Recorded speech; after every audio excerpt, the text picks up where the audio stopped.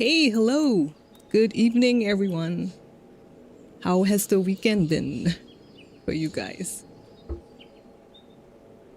Okay. So we are here because I'm still trying to do that that duty support thing where supposedly the NPCs evolve throughout the course of ARR. And I just want to see that.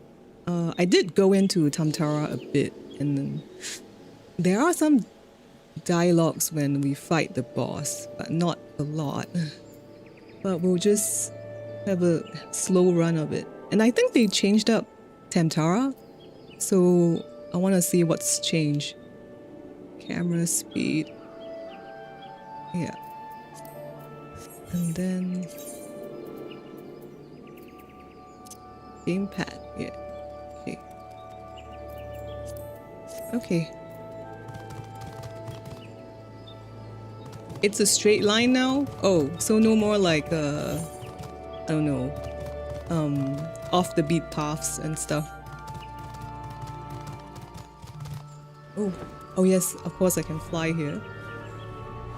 Oh look, the A rank! I still remember. Fornias.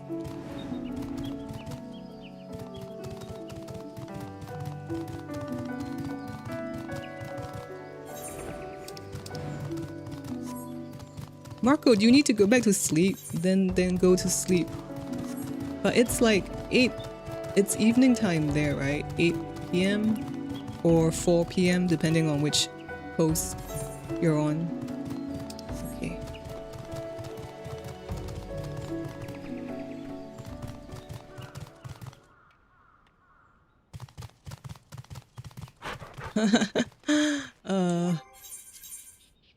Okay, I'm gonna do Scholar so I can DPS as well. And it should go a little bit faster. Oh no, it's not this. With a party of NPCs. Yeah. So yeah, apparently the Black Mage evolves to be like from really shy and unsure of herself to like absolutely crazy at the end of ARR or something.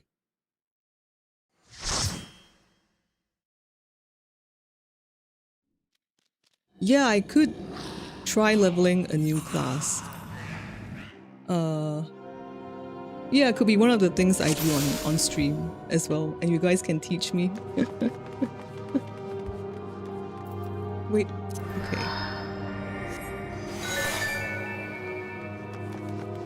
So the Marauder says there's something unsettling about this place. Okay.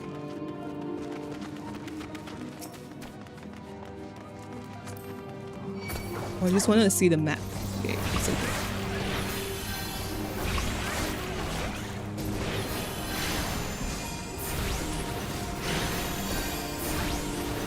And we can have like the nice slow start to the stream.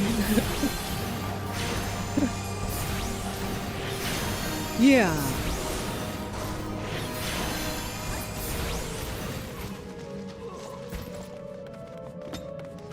Let's see the map though. Oh, okay, yeah, it's yes, I can see it's entirely linear now. You just follow through. But okay, I guess maybe they wanted to improve the new player experience because it's a pretty early dungeon. And if people are just frustrated by it, although you could just follow the map.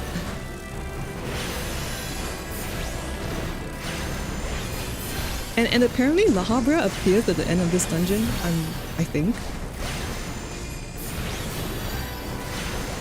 Hey, evening, Kawaiidu.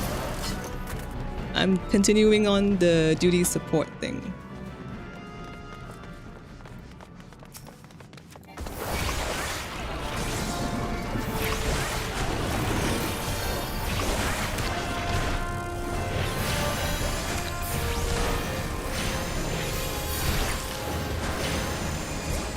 Yes, Lahabra turns into bread. I've just finished his entire backstory in Pandemonium though.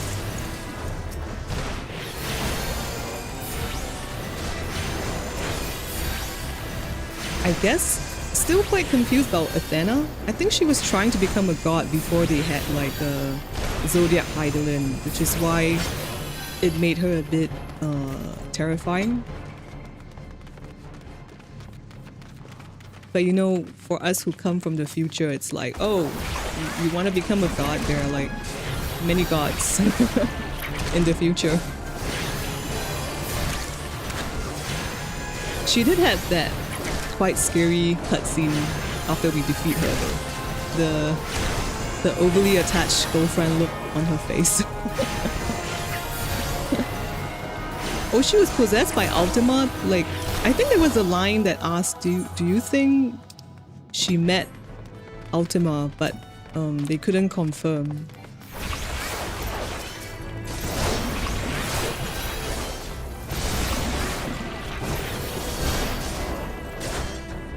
That's right. My camera speed is still really slow.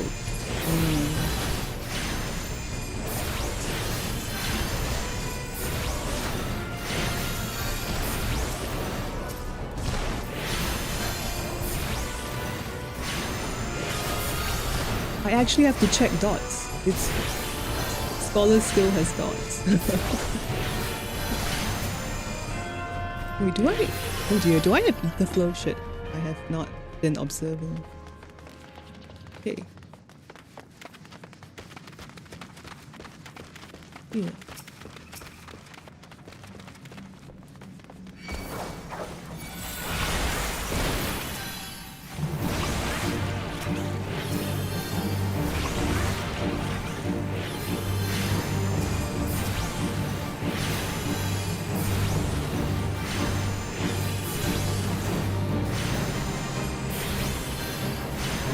Oh yeah, that's right. The ancient is the closest thing to a god, but she wanted more. Oh no, I do not have ether flow in this dungeon. Wow.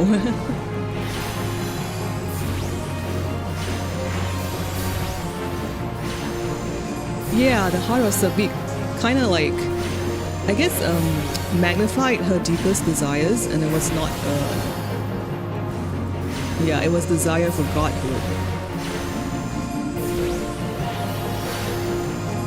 And then towards the end, we see Professor Claudian having the Orosight. So it's somewhere in the world still, guys. I'm not sure if they're gonna do anything about it.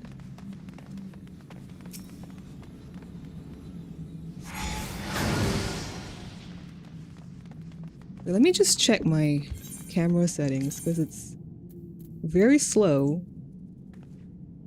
Oh, silly me, I did the keyboard one because I had to turn it down when I film the scenes for my videos.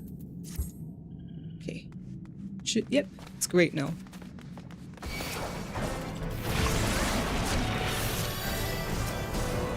That's definitely biting us in the future. Wait, is Ravenaster coming back again? Because, like, I don't know, man. Like, I don't want to touch that storyline.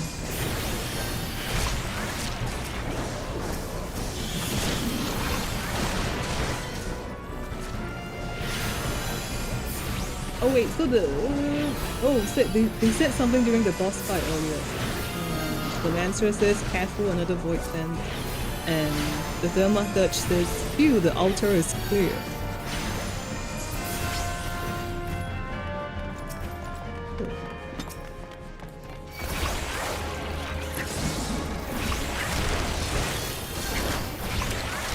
Maybe I should get some book smacks into.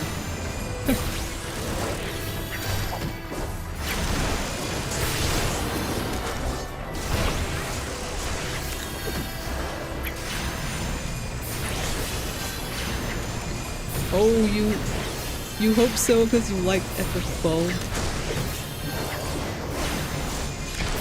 It's a very political and slightly more mature story though. I think that's why most people didn't really feel that attached to it, I think.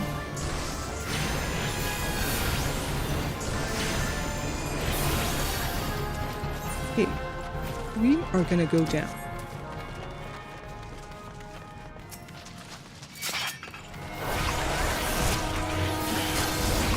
FF12 is amazing in all aspects.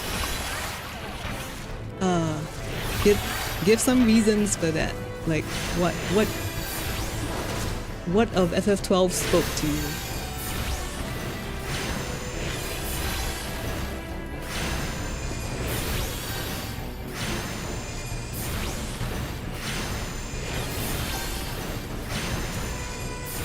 Considering being involved with aliens and beating Ultima at level 70. Wait, were there aliens? No, so... I mean, the heart of Subbeak is theorized to not come from our world, but... Is that suggesting that it came from aliens? I guess, yeah.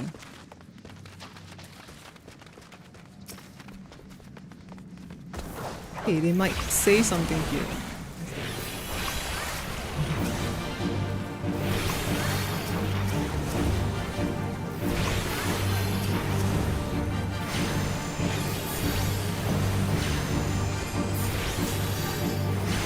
Oh, Ultima is an alien herself, right.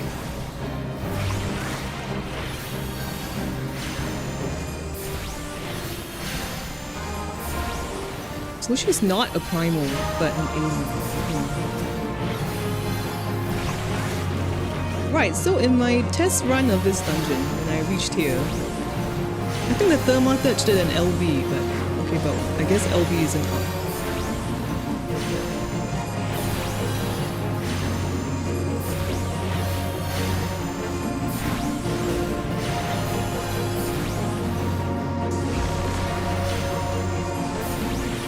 I should really book smack him.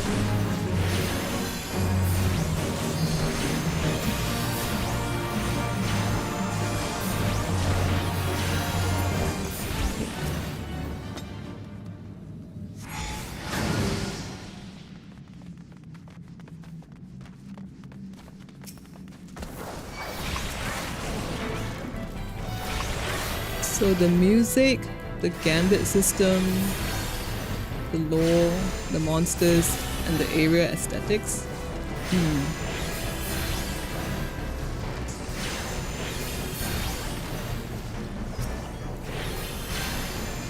And the geopolitical tensions and the designs of the summons. Oh, I can't remember how summons were like in FF12. Could anybody do them? I remember the gambit, but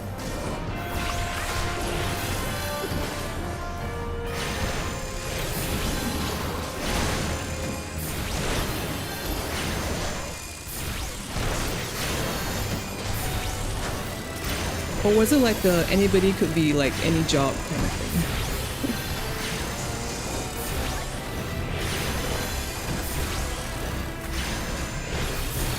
And it has very engaging dialogue. Okay, so basically you're saying every line of the dialogue kind of progresses the story, or there is some form of character development.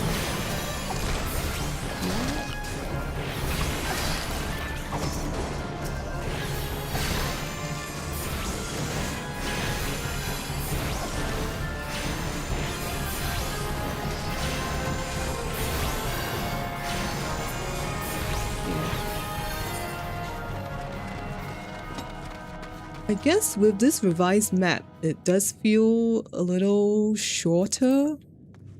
I don't know if they probably still have that area where you run over and you get slowed.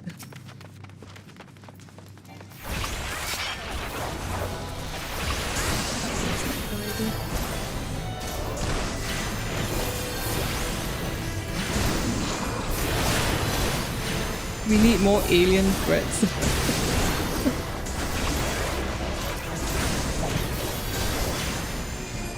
Well, technically the dragons were an alien race, right? So maybe something more than the dragons. Wait, I don't know. When Bahamut came to this star, was the world already sundered? Because I think it was. Because he had to seek permission from Heidelin to stay here. So did he come from another reflection, or Or the dragon race were really an alien, now that I think about it.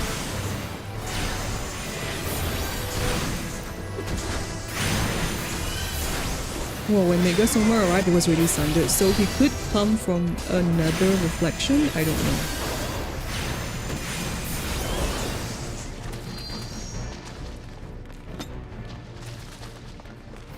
Oh wait, I'm not supposed to come in here, god damn it. Oh, okay.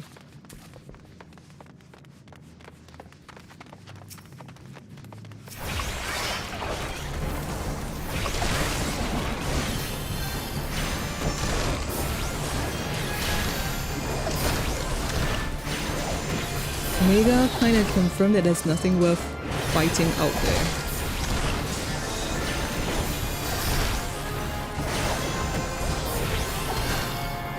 He was made by the elegance to chase the dragons, wasn't he? I mean, he was designed for it. Okay.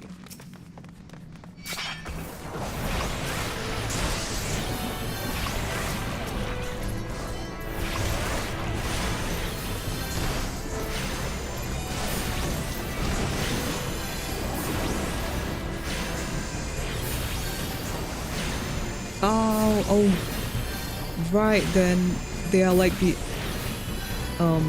aliens from other worlds when we see on Ultima 2.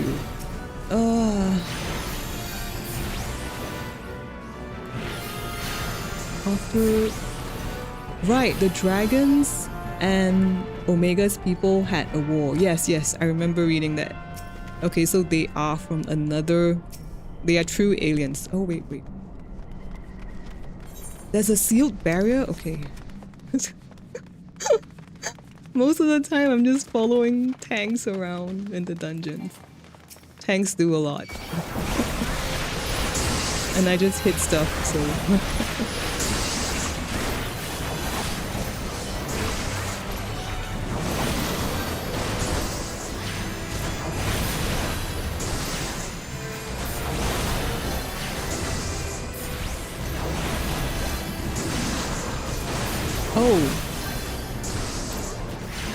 Oh, Omega was made by... Yeah, okay, so... Yeah, so I remembered wrong. He was not made by the Elegants. Rather, the Elegants probably found him. Was it at Cartinu or something? Right, I'm wrong about that.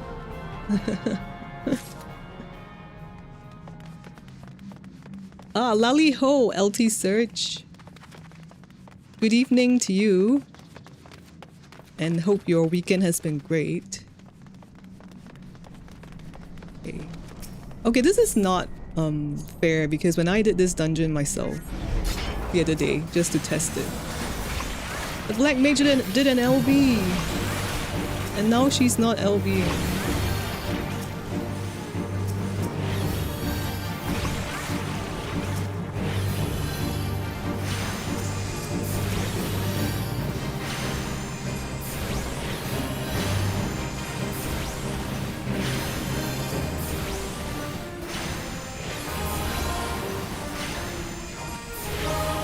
Yeah, Aetherus is pretty weird because the shards feel like different dimensions, yeah. But it's just an alternate, like, local pocket, yeah. Oh yeah, there we go! Oh no, it's the Dragoon's doing the LB. The Lancer. So there's some variation, I guess.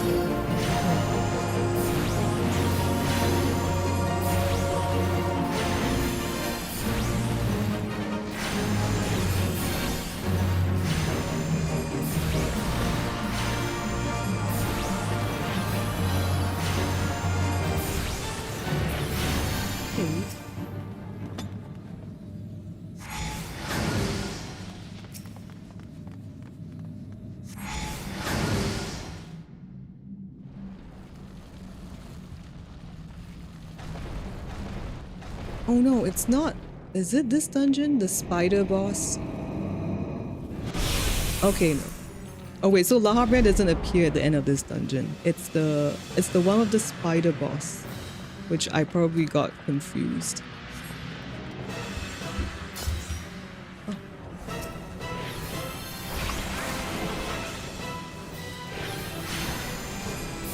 So the Marauder says, no matter our foe, as long as we fight as one, we will prevail.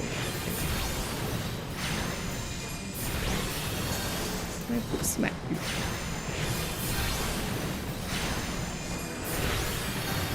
Oh.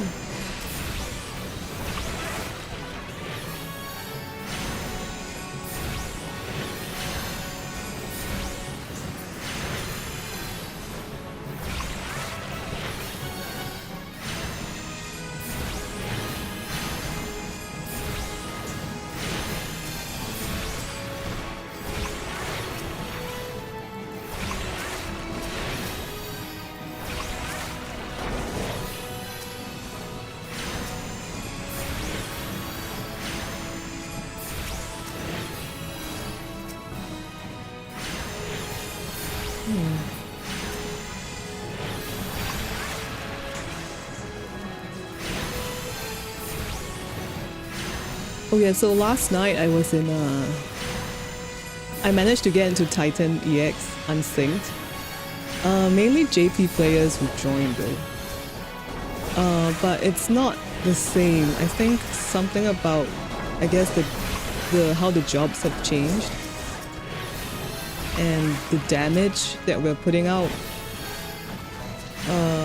Yeah, I went in like expecting a difficult fight, but it was not difficult at all, and I think there were some sprouts of us even.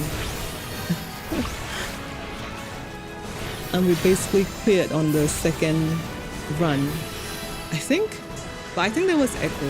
Yeah, Echo probably triggered. So when the screen went black, I was like, how did we wipe? But actually it was Titan who died. I was like, what, really? I was like mentally preparing for a much longer fight. Okay. Right, so yeah, I was thinking it has to be minimum eye level to like really get, oh, why did I take this? Okay, to like really get closer to the experience. Okay. Let me just check if my inventory is fine. No.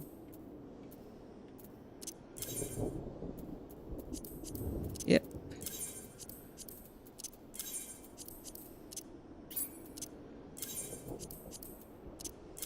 Oh yes, and I got the Athena minion, although I don't know.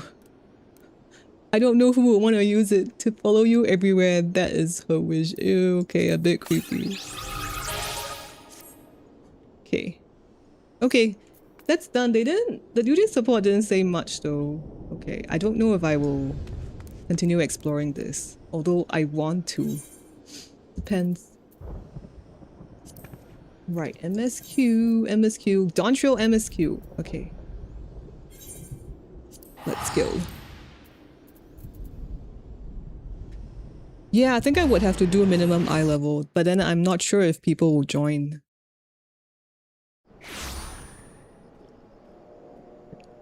It was quite funny because while I was waiting for the PF to fill, right?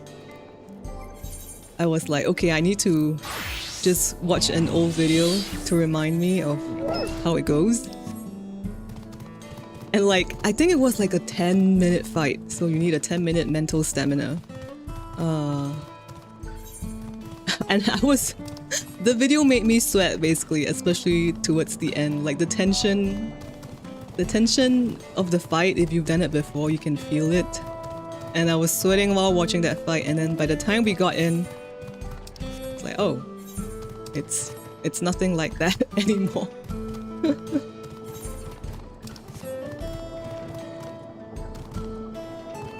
Okay. What was I... Where did I leave off? Okay, Zakoa is with us.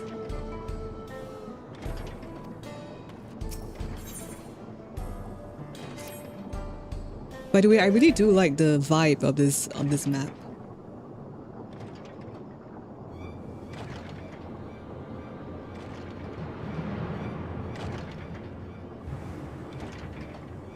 this guy, he has something that we're looking for, right? I think.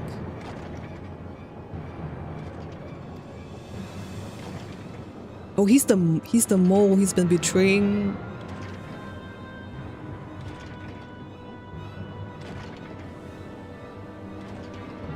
They're mixed in with regular shipments of fuel to Tuliolo. Oh, what is it? Oh yes, the bracelet. Yes, we were recovering the bracelet of Lamati's caregiver.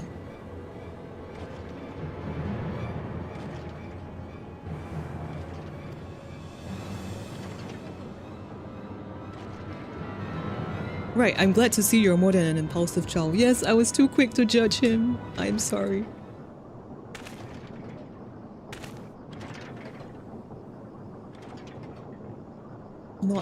I'm not at my finest hour. Oh! Yeah, that's true. Wait, Ramu EX, wait. That's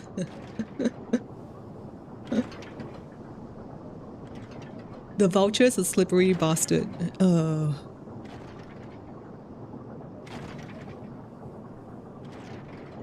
So we need to lure him away. Oh, I remember our dragon poop plan failed or something. This will buy us time to search the barrels for stolen goods and using that will expose him as a criminal. But there's no way to tell if he's carrying the bracelet.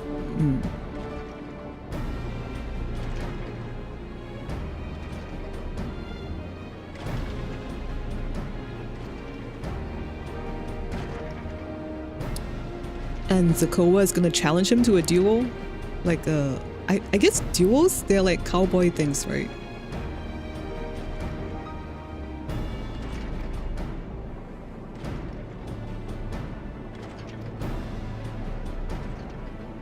If every man, woman, and child of the wilds understand the importance of duels and the old laws, he would never disgrace himself by refusing. Like Moab taking on duels. Very coolly.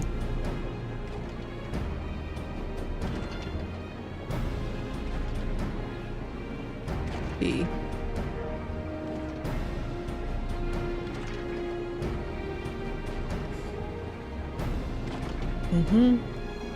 Duel with as many witnesses as possible.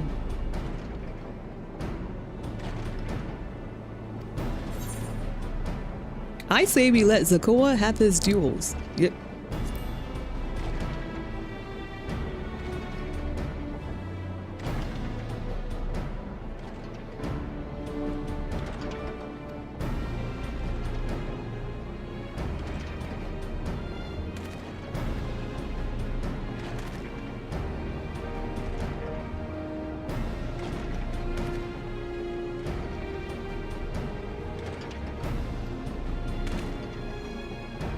Sometimes I feel like they need to refresh the BGM they use for scenes like this. Like, I think this BGM has been used since forever, right? Since ARR. Okay, that's some plan to lure the Vulture out and duel him. Hey, morning crispy Kala. Is it work from home for you today or you're on the way to work?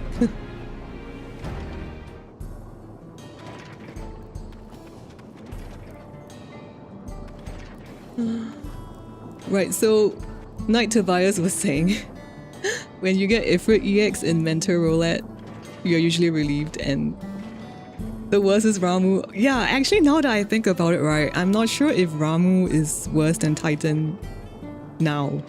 Because Ramu requires some coordination between members, right? If I remember right. I can't remember, but yeah. Titan was more of a like an individual test your responsibility and performance of mechanics kind of fight.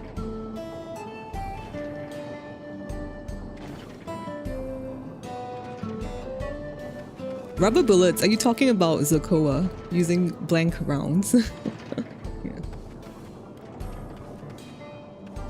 Yeah, I have a nice MRT ride on the way to work, Crispy Kala. Hope your MRT ride would be nice. But Singaporeans are also grumpy in the morning.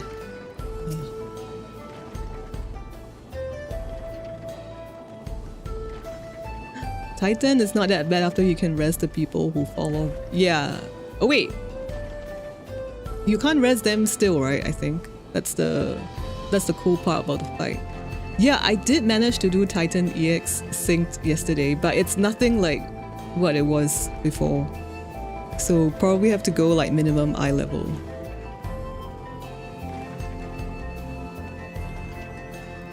Okay, so this is the vulture. We're supposed to lure him, I think. The Yehe Hecheya were likely the Shatona's doing. Yeah, that's the dragon the dragons whose poop we collected.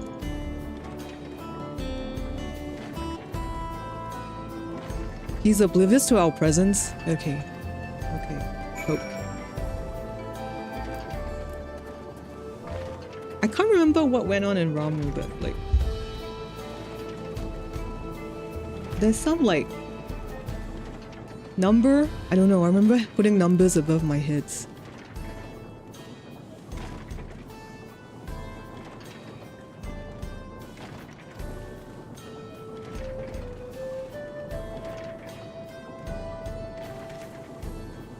Oh. Oh, did Spain win the World Cup? I didn't manage to Google before I start the stream. Okay, we're trying to lure him out. Oh, okay.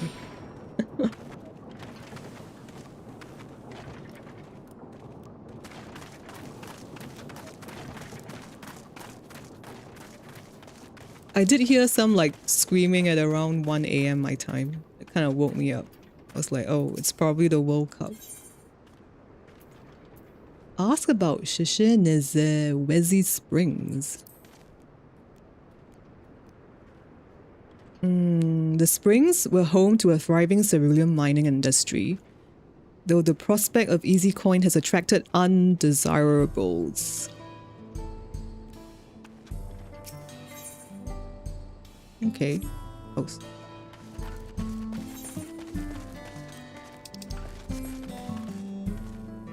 Wait, why is this not cleared? I'm supposed to do something here. Small talk. Survey the designated location. Oh, right. I'm just supposed to go somewhere.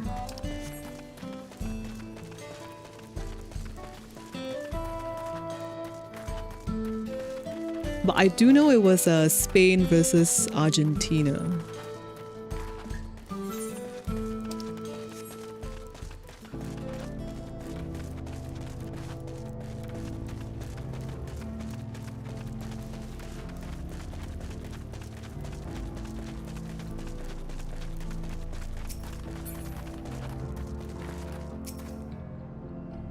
I do kind of respect the people who do mentor roulettes though. That doesn't each...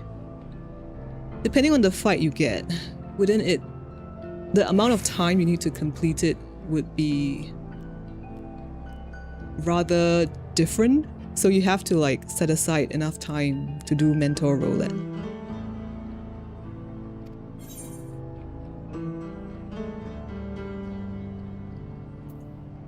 Just a little further.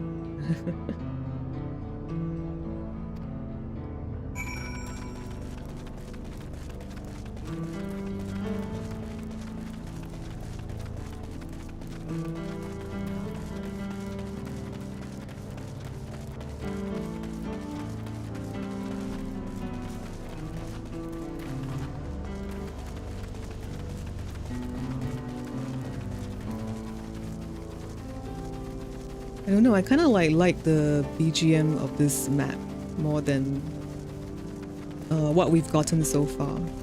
I was just chilling here the other day.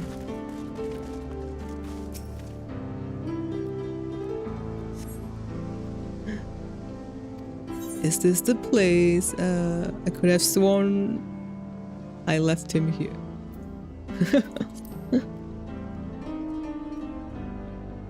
Oh, your Burger King crown, is that Is that what you call it? I think I had it for a while, I think, back when I was updated, of course.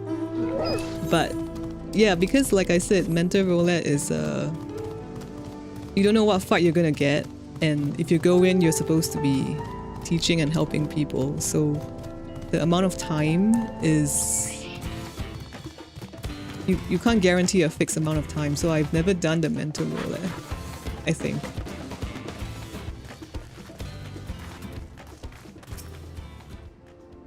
Yeah, so you could get a guild hest and be done in a minute, or Ramu EX and go through an entire lockout. Yeah, so minimal, you need to like allocate time for the lockout.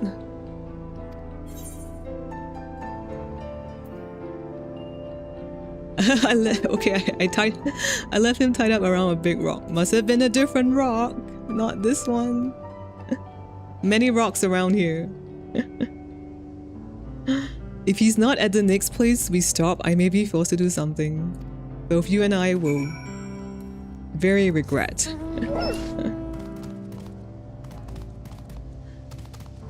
Ah, good evening, next door. And thanks for the sub, Darth Tormentus on YouTube. Okay. Oh, do.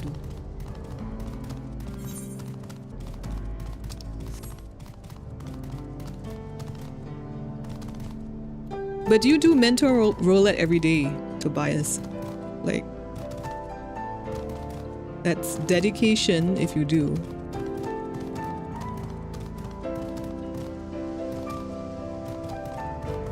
Oh shit! Did I? Oh my god. Oh, so you can get on your mount with the NPC. I was like, I got on my mount subconsciously without even knowing. Ask about the cactuses. Unless you rather I feed you one raw, needles and all. Oh, okay, wait. I'm not supposed to come here.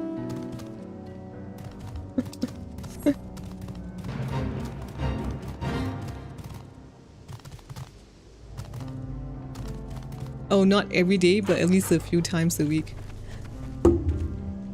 Doing the good work helping sprouts.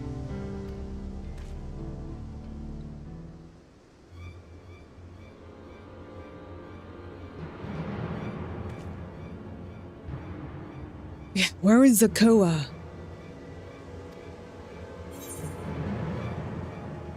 Confound it, he must have escaped.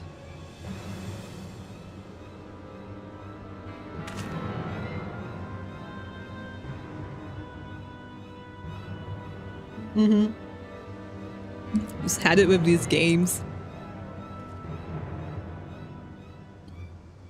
Hey, Wihute, I think. You're looking for me?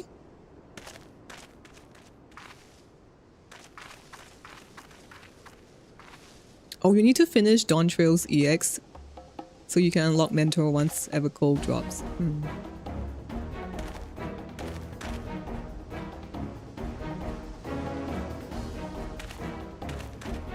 Like this music as well. This music has been used for forever. You could get some new ones.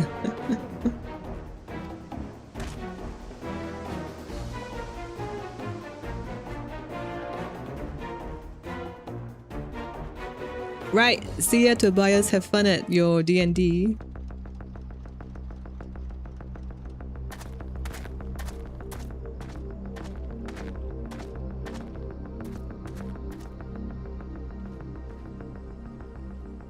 Wahoote!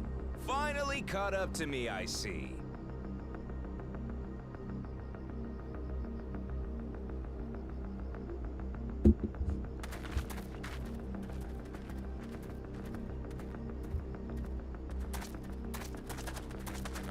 Well, if it isn't our young outlaw.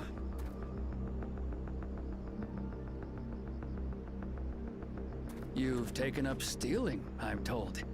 Can't say I'm surprised about that, but I am surprised that you'd offer yourself up to be arrested. Sorry to disappoint. But you're the one who's going to answer for their crimes today.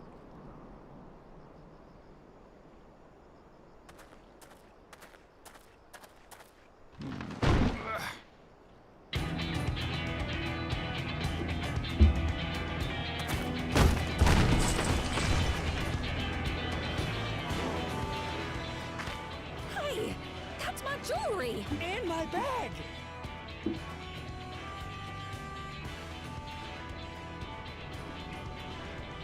So you found the stolen goods. That's fine work. This barrel was at Chisenowetsi Springs, mixed in with others bound for Tuliyola. The Landsguard would have presumed it part of the regular ceruleum shipments and waved it through. And once it reached its destination, it would have been retrieved, and its contents sold for coin. The audacity. Do we know who's behind this?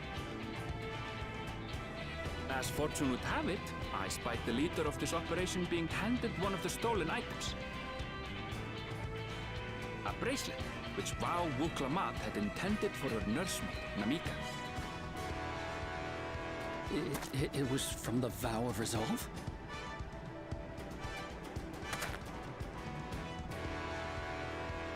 Oh, you've seen it then? No, no, never. And if I knew who had it, I would have arrested the scoundrel.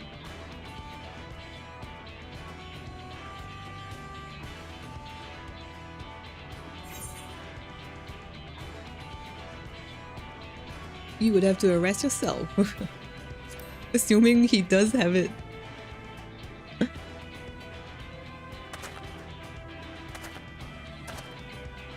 What's the meaning of this, Wuhute?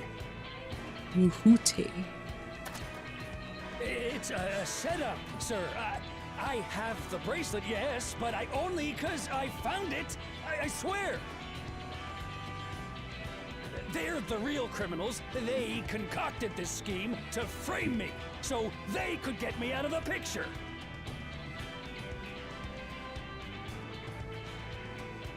If you feel your honor's at stake, there's always the old-fashioned way. The law which folks have used to settle their differences for generations. You don't mean...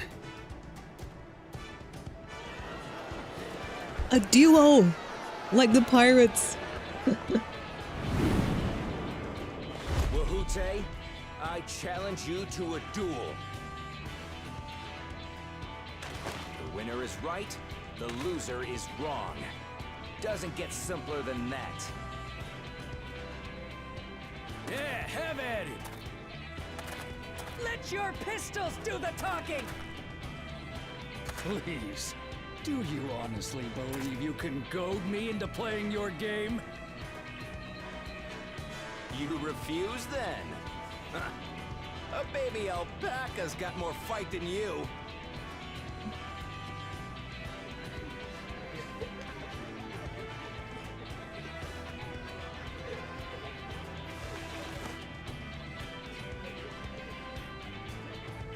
All right, boy.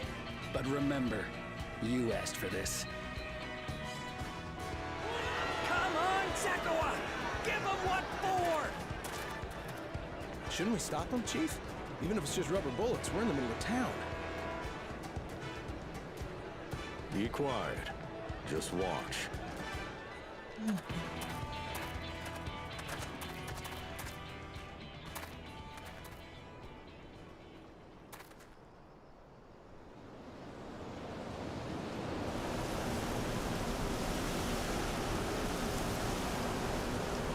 The barrel rolls over.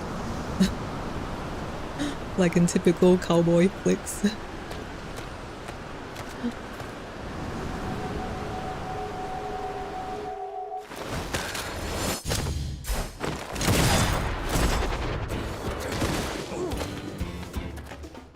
Oh, you little shit!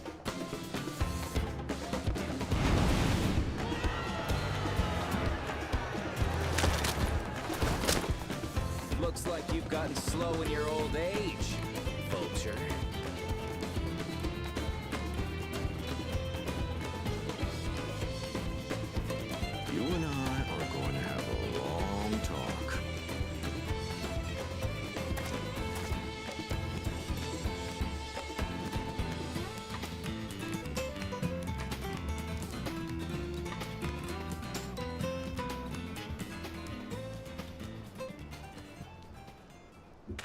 I apologize for dueling in the middle of town. If you want to lock me up, then lock me up. But please, let my friends go. They've done nothing wrong.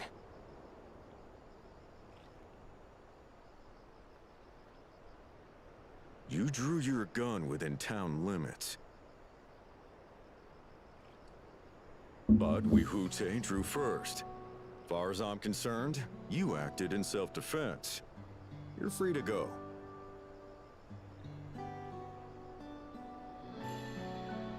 As are your friends. Ha! You're not such a bad guy after all! Just a man of the wilds, like you.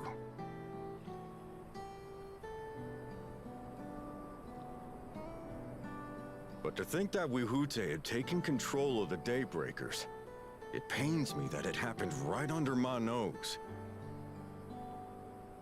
What are you gonna do about his crew? Some of them are still in Tona Tenui. Those who have broken the law will be taken into custody. But those who haven't will be given the chance to resume walking the straight and narrow.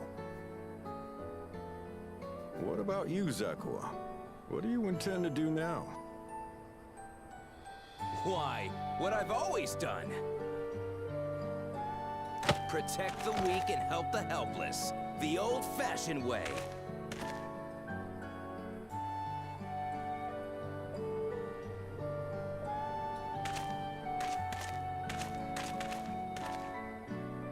Here, this was Vawuk Lamott's gift for someone, wasn't it? Yes, a person very dear to her.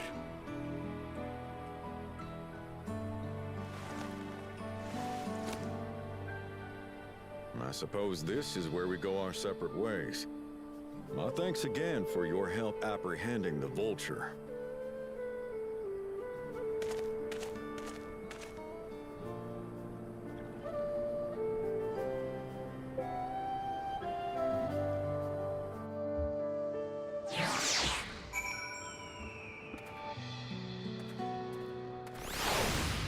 Okay, that was like a nice conclusion to the story here. Haha, that was a pretty nice shot, right? Yeah, it was. Although I would say, yeah, Moab's duel with Sicart is way cooler. Like the way they had a scene where the muskets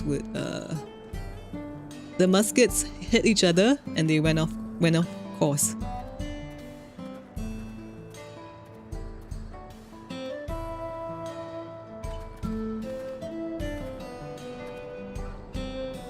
Alright. Okay. And Moab just has like a different vibe in cutscenes. I think people were saying they preferred her ARR voice actor. They sound similar, but I think the ARR one had a little bit more vibe of a leader. Okay, now that we have the bracelet, let us return to the Shishine's Wezi Springs.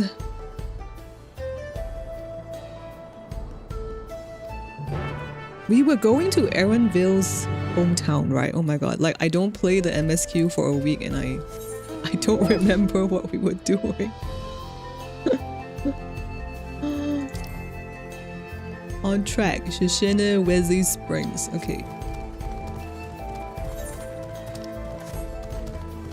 Let's just run through the landscape because it's supposed to be a chill stream.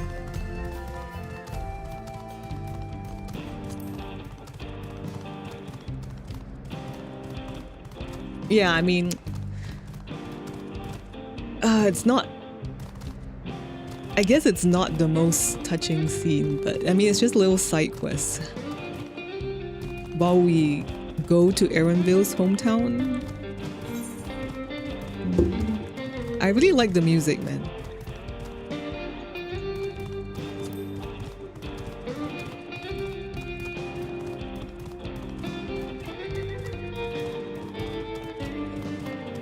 And it might be a little bit stereotypical to say, but just gives me like the Breaking Bad vibes.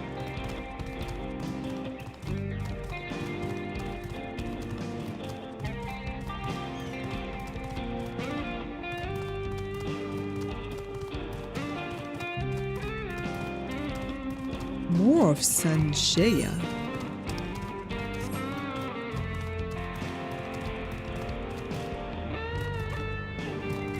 What's say my name in reference to? Okay, what is this more of Sanjaya? Like there's nothing here though.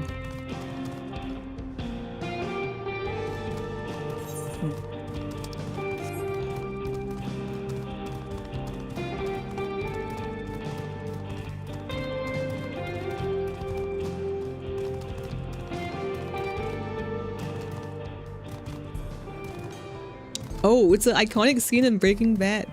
Ah, don't remember.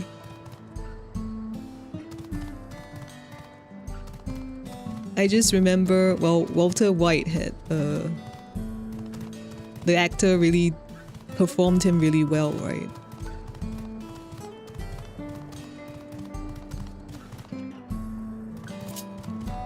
And Jesse, that's all I remember. And the Mafia, I think.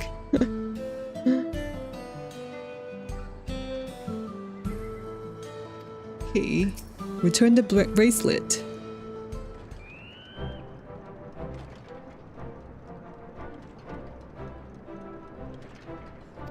Yes, it's more than just a gift. Lamati is blessed to have such devoted friends. Aaronville being like, we're not friends, we're long-standing acquaintances. Okay.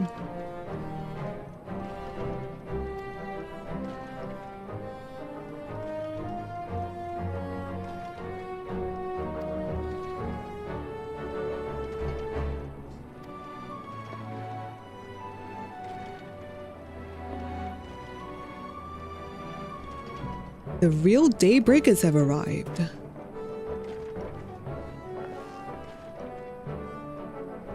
Right, his two best friends, Kikana and Lewine? Or Lewine.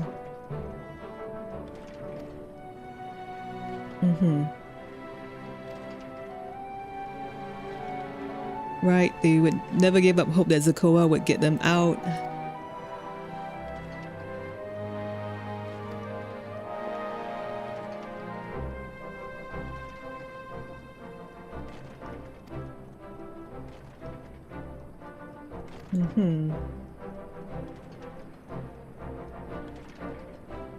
And you'll teach us how you draw your pistol so fast. It would be nice to see Zakoa duo Moet, I don't know. Although I think Moet will win.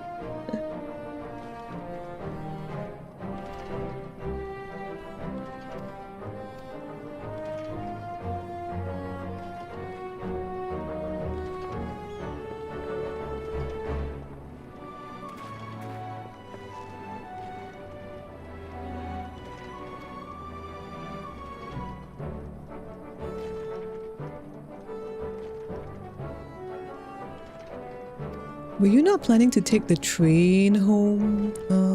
Oh, train service has been suspended. Oh, okay. Why? Something about the tracks being damaged in the last quake. Right. There's been quite a few tremors of late, and a large one struck not long before we arrived.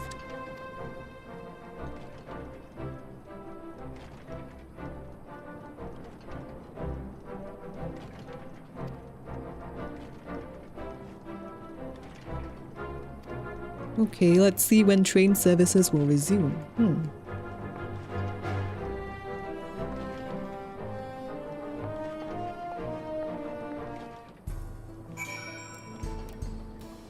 Iyate.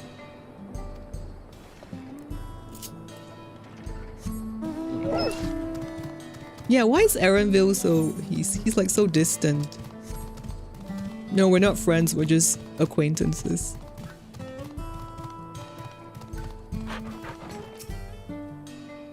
There's nothing we can do with the tracks as they are. Wait, oh, can't you repair them? You're an engineer.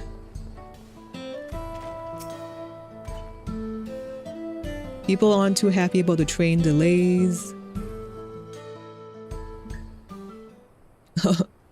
Aaron Bills at Sundere. Yes, I'm probably. so sorry, but we're not sure when the train will be running again. You've got to be joking. Of all the places to get stuck at on the way.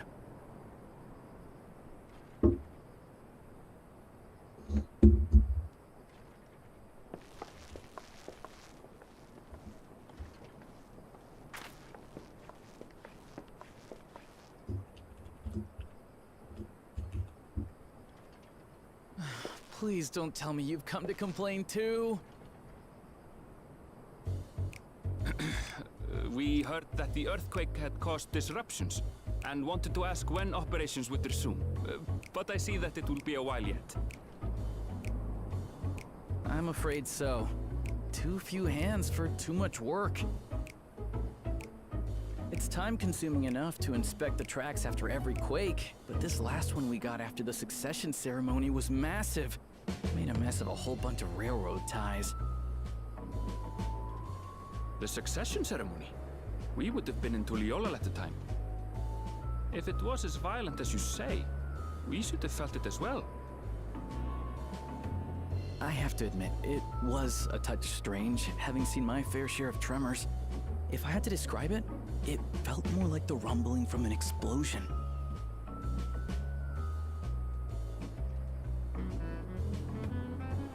Is there anything I can do to help?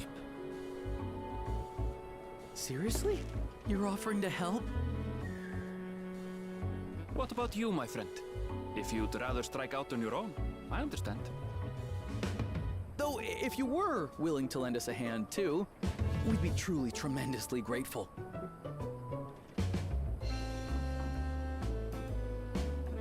Thank you! Thank you so much! I'm Shenza, by the way. Pleasure to make your acquaintance. If you would please step inside, I can introduce you to everyone.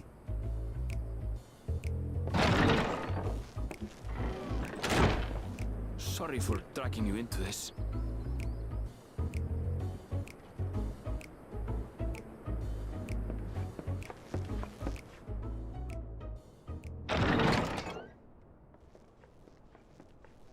There they are. That's them, the two volunteers. Walika is our station master, and over there is our top driver, Nitoikwe. And this grizzled mug is Zopia, an engineer who joined around the same time as me. Much obliged for the help. I'll make it worth your while, I promise.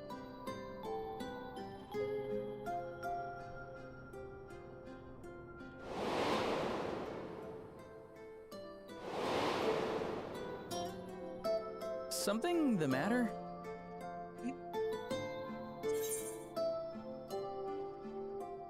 Oh, is that a flashback from the first? It was too fast. And I played like Shadowbringers like years ago. Okay, let's just choose. Would you happen to be a fan of trolleys? Nitoike appeared in the MSQ. Yeah, which one, man? Like they showed that scene and I was like, ah, okay, so SHB.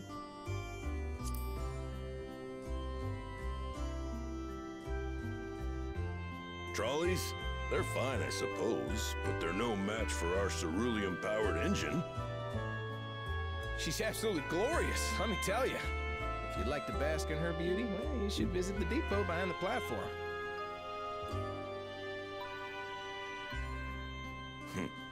Right then. What I'd like you two to do is help us procure timber. We'll be using it to fashion new railroad ties, so it needs to be the strongest stuff we can get. In these parts, that means the trees in the Piata-Yonan Plain. It is Hetsaro territory, though, so we need to get their permission first. Come on, no time to waste.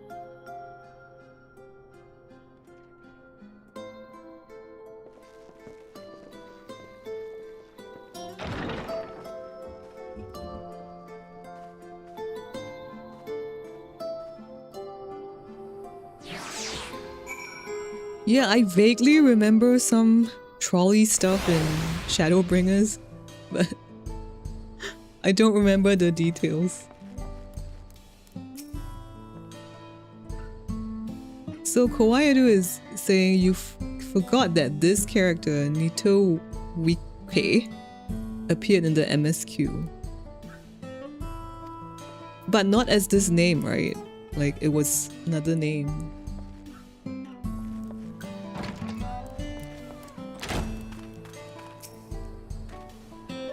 So I wonder, right, like, because this is the new world and the races have all different lores and different naming conventions.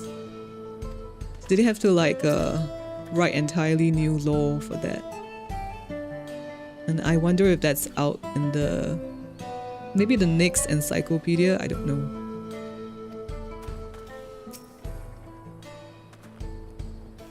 Oh, this NPC becomes a custom delivery NPC later, right? So we're gonna go see the homes of the Hestaro. And they live in accordance with older traditions. They may have a dim view of the railroads, okay. Railroads brought money though, traditionally. Opened up economies and stuff.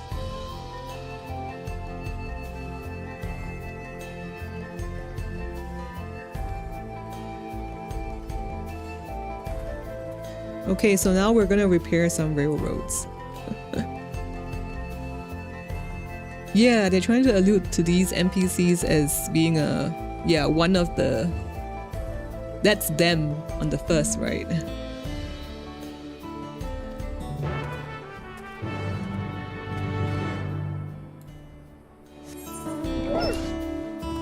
It's like, now that we know how our souls are like split into different pieces, like I should have suspected like in the Pandemonium raids, because Professor Claudian, he had red eyes, which was exactly the same eyes as Erithonios, Lahabria's son.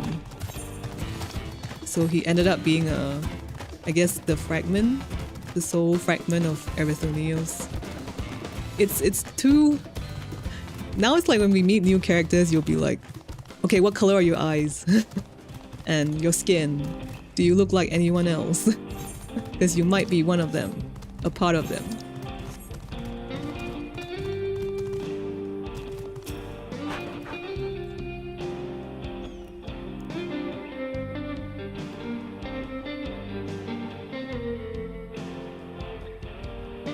Mewahet Tosan should be northeast of here. Let's continue on. Okay. Northeast, right.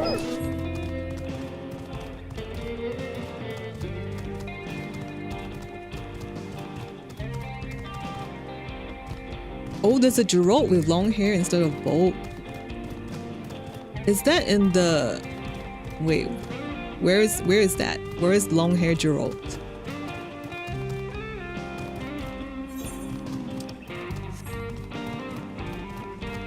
Oh yeah, so I was like wondering here by myself the other day.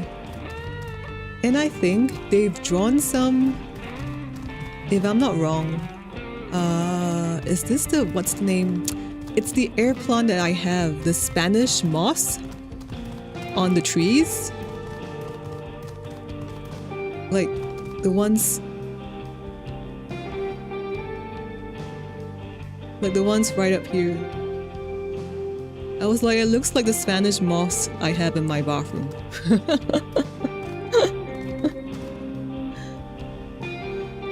And I'm not sure if it's true, but I think... I'm not sure if all air plants, but I think air plants do come from Mexico as well.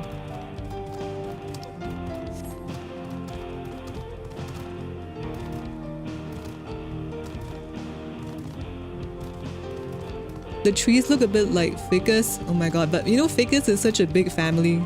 I've come to realize I'm like, I don't know.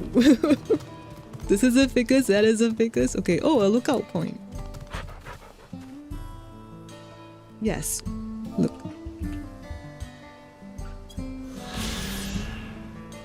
Right, Mehwahe Tosan. The village is home to a family of Hestaro who has taken the Ronic as their guiding animal. As the name implies, the land where the Hessos graze. They are a nomadic settlement, and their tents and struck and pitched over and over as they follow the seasonal migration of the Ronic. I believe. Yes, they are.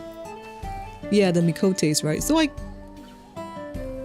it's cool that they kept the same like nomadic lore to the Mikotes here.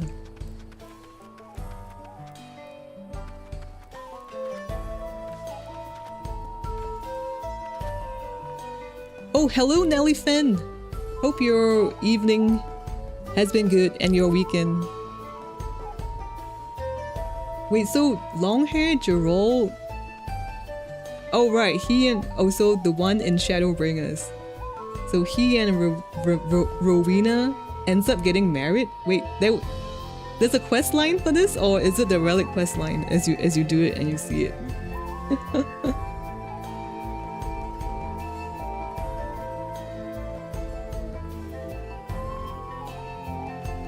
Here, air plants come from Mexico. Yes, so I was right. And other parts of Latin America. And what is Brisella?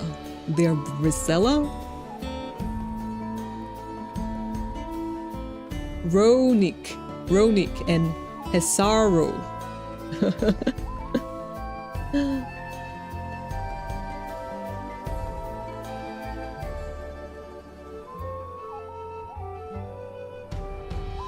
Oh, so the marriage of Geralt and Rowena, it's in the relic quest line for Endwalker's crafter and gatherer tools.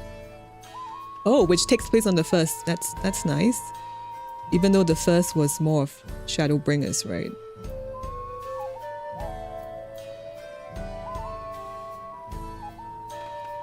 The marriage part is funny. I can't remember if in the original Geralt and Rowena of our world, did they hint at them having feelings for each other?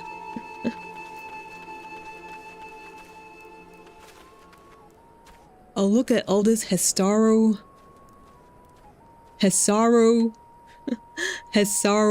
chillin'.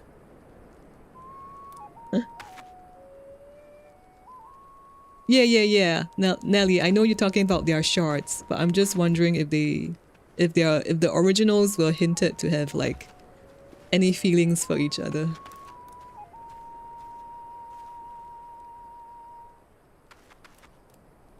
This part of the map is really underexplored. Oh right, Kawaii, you were saying that specifically this map looks very different from the concept art. And you were disappointed.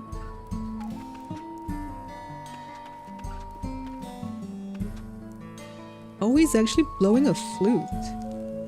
Or... oh my god, it's one of the melodies.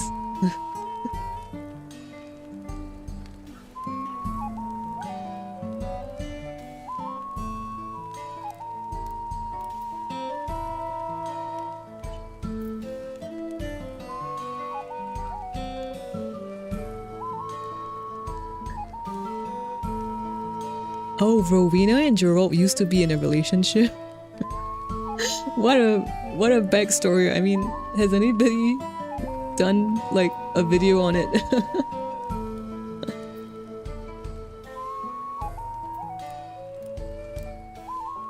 Right, the details have been gradually alluded to over the course of various relic weapon quest lines.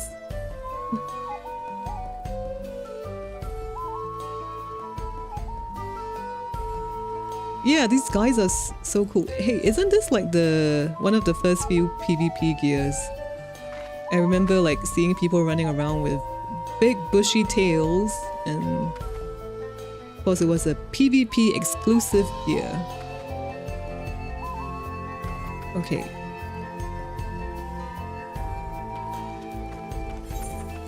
Oh, right.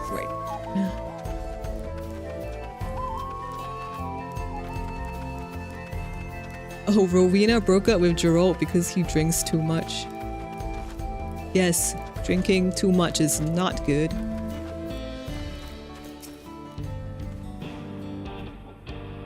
Geralt kind of feels like Sid, like the vulgar Sid, you know, because the Sid in 14 is not so rough.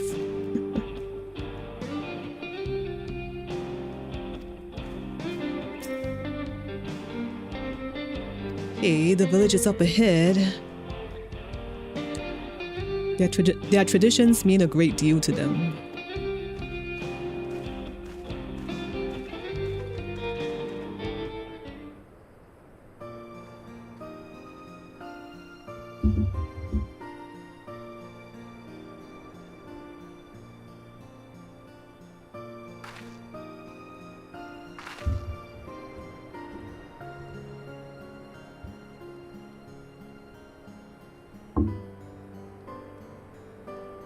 Lovely clean air.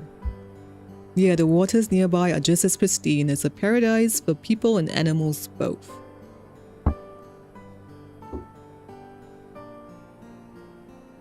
I'm glad you appreciate the blessings of nature as we do.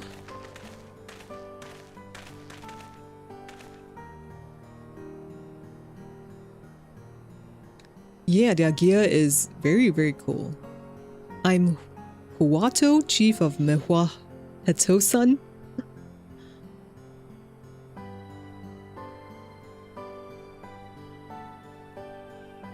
Is that a young Mikote? I mean, Hisaru. I keep calling them Mikotes. Yeah.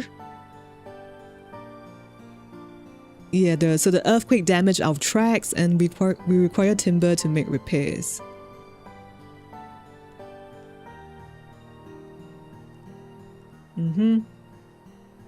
And we have volunteered to help with the restoration efforts.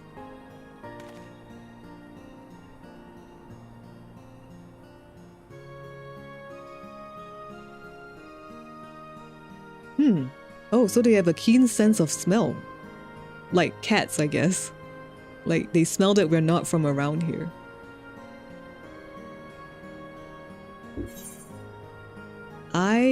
Yeah, let's just do I hail from Aos here. Yeah.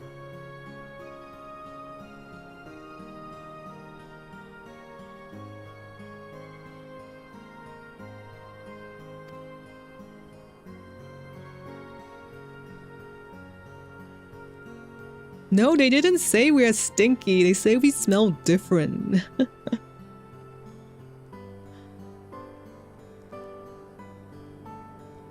Of course, nature is boundless, as is our love for our lands and her children. So we're to hunt together to lay our heads. The Hetso teaches us all these things and more. Is the Hetso the word for nature? Oh, it means leader of souls in the Hisaru tongue. Leader of souls?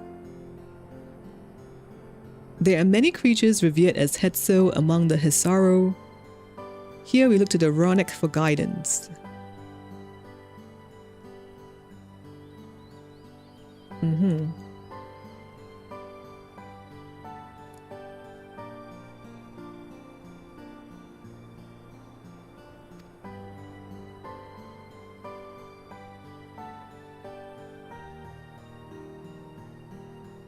Was this the expansion where, I don't know, Yoshida said that they would, you know, add more elderly looking people into the game? Because so far we have seen a few of different races.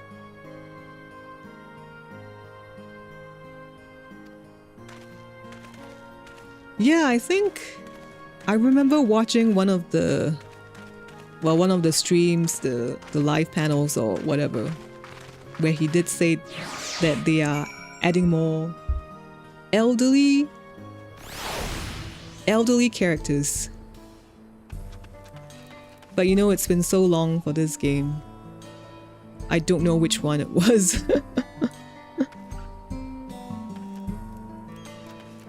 Only new elder is Kettleman, but he has such like smooth skin. We need more cool old people like Louisois. Yeah. Oh, so they're curious. They're curious about the outside world.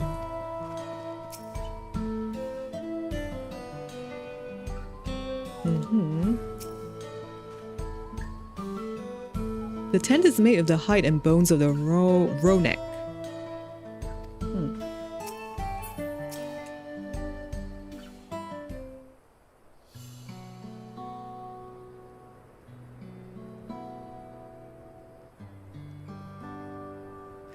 We fear that the winds of change will soon bring misfortune to the land. The Ronek have made the potential for danger plain. Their temperament has become erratic of late. Right, so are they like the canary in the gold mines? Warning us of something.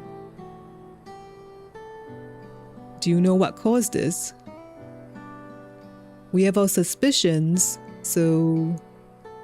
People were drawn to this land by ceruleum. Shaloni has undergone a transformation. So the land is changing because of the mining, and the railroads are also a part of that.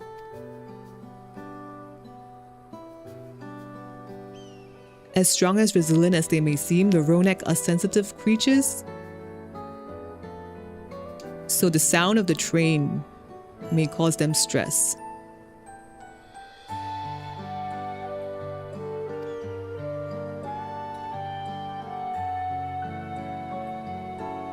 Understandably, thank you.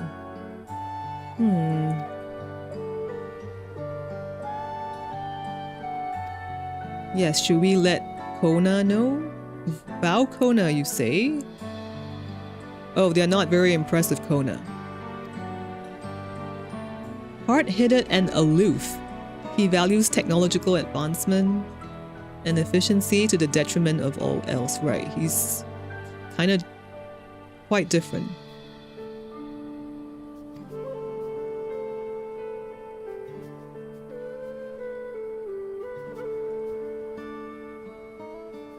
Right, he's nearly not as bad as they make him out to be. He was abandoned by his tribe when he was young, so I don't know, like...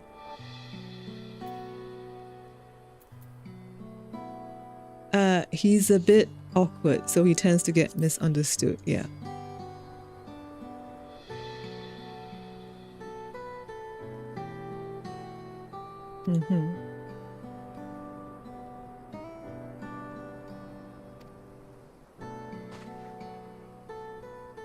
You took part in the rite of succession? Oh, okay, yeah.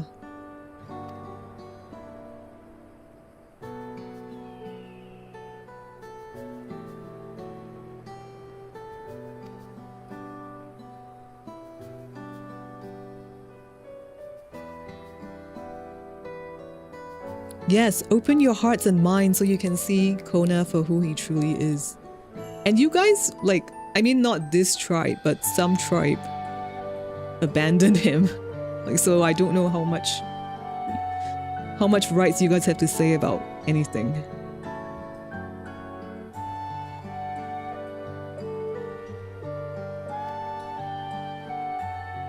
Right. And we get our timber.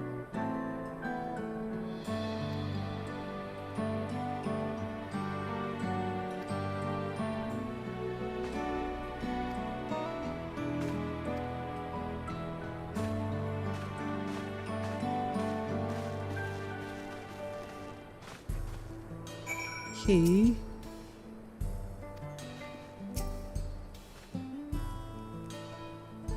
You'll come back, won't you? I want to know about the lands beyond Turel. Let's get our timber.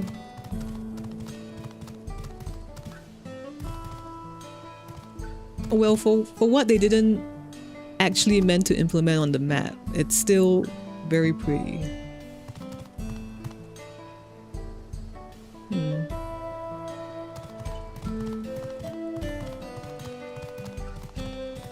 Alright. We have to carry all of this back to the station. Just put it in our chocobo saddlebag.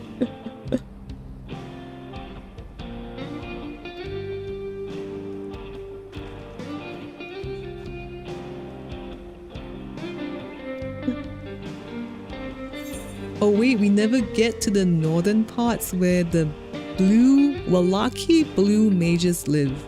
So that's mentioned in, I guess, in lore that they live there.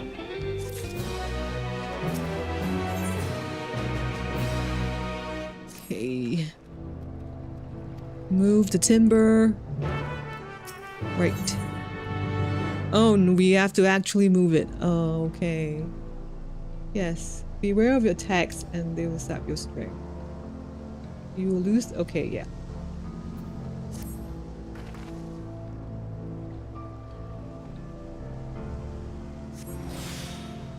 Okay, this is hilarious, but okay, let's go.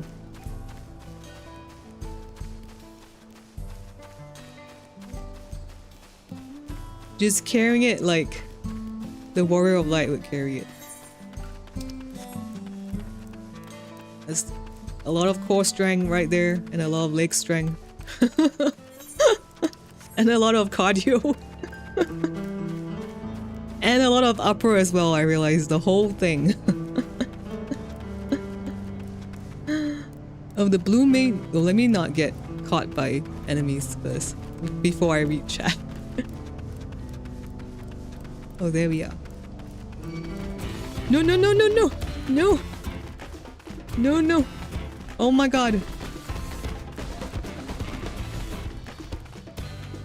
Okay.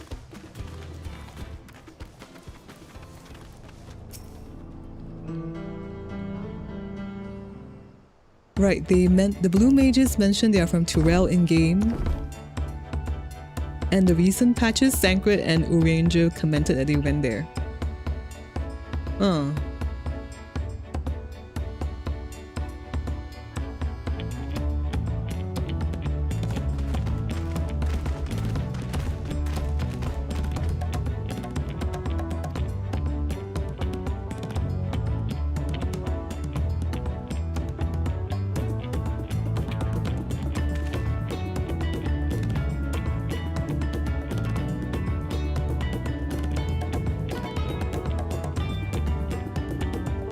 So we get to ride free of charge because we repaired the tracks, okay?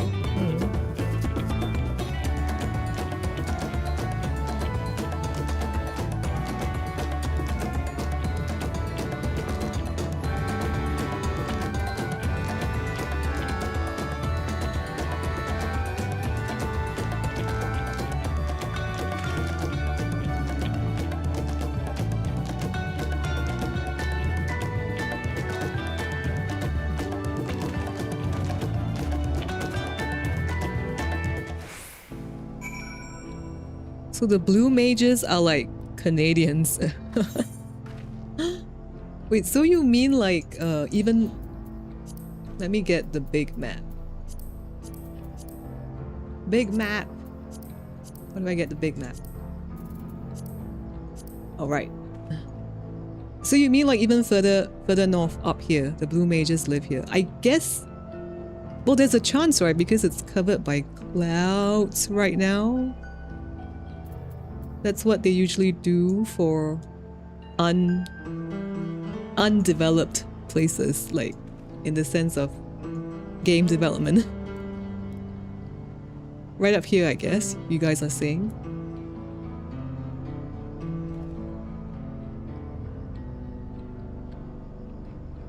And yeah, the whole of Garlemald is still freaking covered in clouds.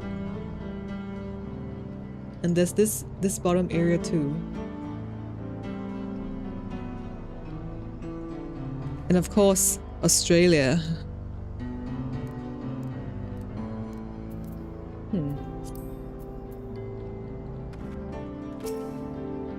So, did we just get some timber and then the tracks would be fixed?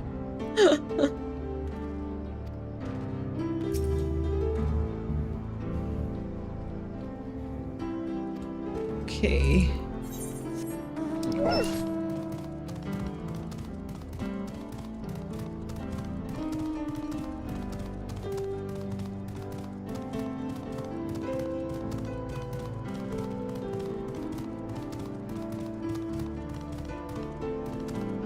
So is the Wallaki, is it a race or what is it? I don't mind spoilers, so it's easy. Feel free to say. Or they are a tribe of.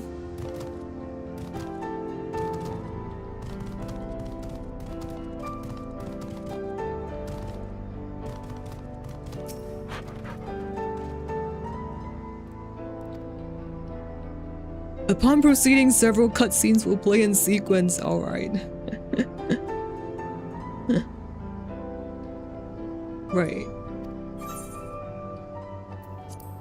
Is this the part where, I don't know, we fight Dawntrail after this? I mean, I've seen the fights.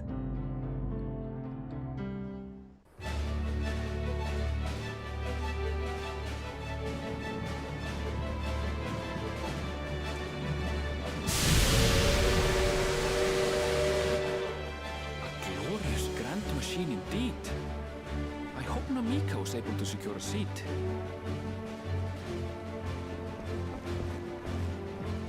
Here she comes!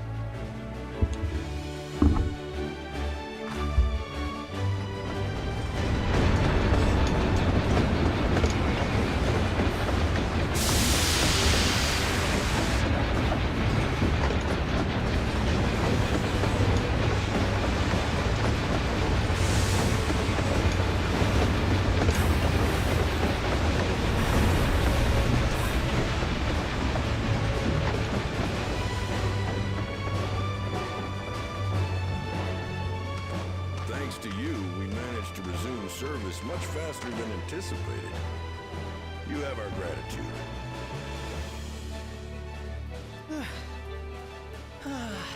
There's nothing so enchanting as a cerulean-powered engine in motion. Hey, that's the truth. Don't think I'll ever tire of watching them chugging along. They make wagons look like toys. And so long as we can lay the tracks, she can go on and on and on. Before you know it, she'll be crossing the entire continent. Railroads are a somewhat recent addition to Tyrell. As it stands, we can only ferry folks as far as Yasolani. And from an operational standpoint, we still have much to learn. There's always some problem or another to deal with. But we'll keep working at it. We'll hone our craft and continue expanding till one day, our trains are running coast to coast. That's the ultimate dream.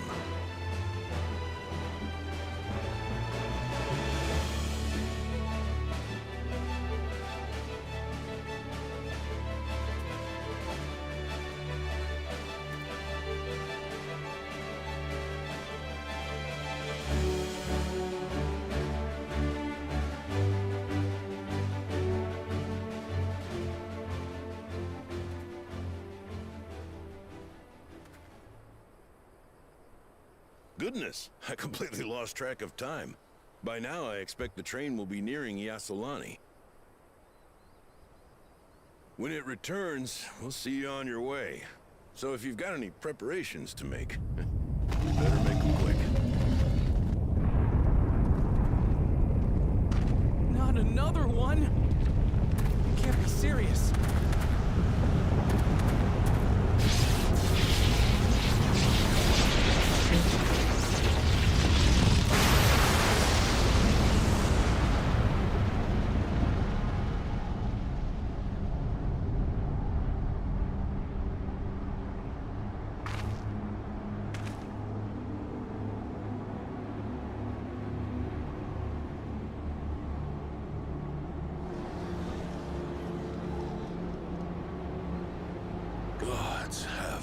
mercy.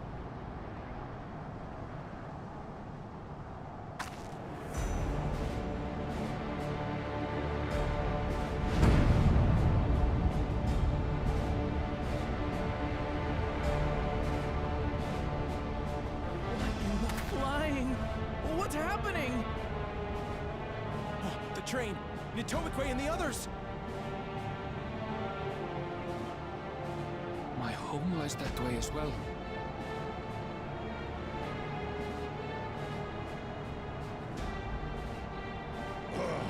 We're going to investigate. Right now!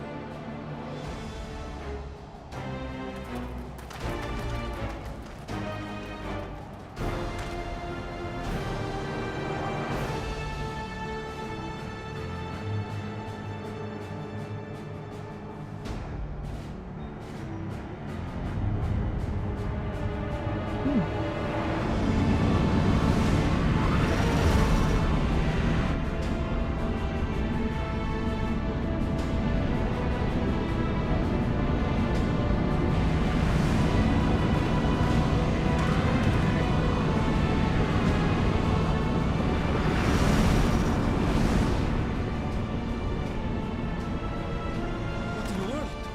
Are they heading for Tulliola?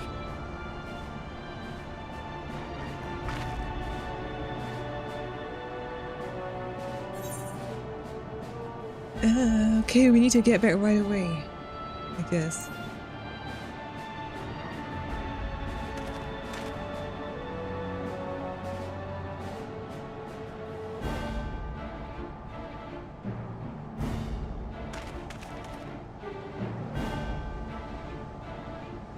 So this is probably the... what's his name? Not Bakujaja. Ulu? That guy, that Mamuja. That's his doing, right? Because he was doing something with the gate.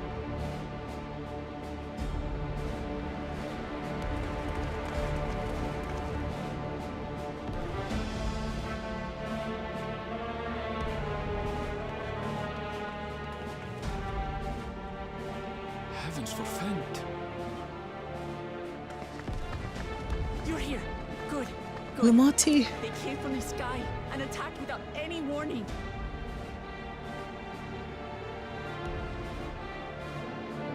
The people need our help.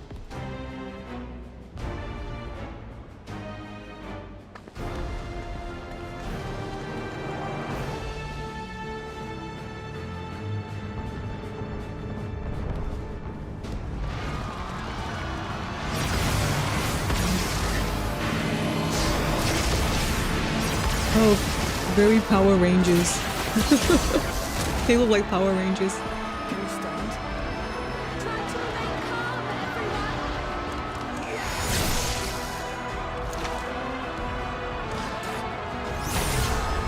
Yes, it's escalating very quickly.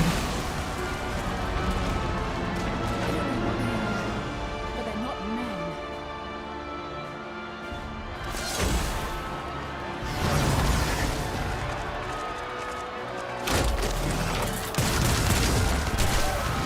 Oh, these are not humans, they are robots. Okay, okay.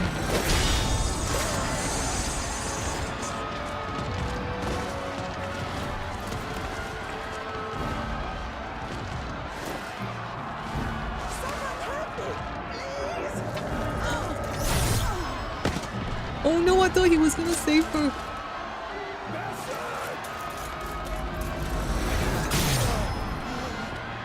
Push.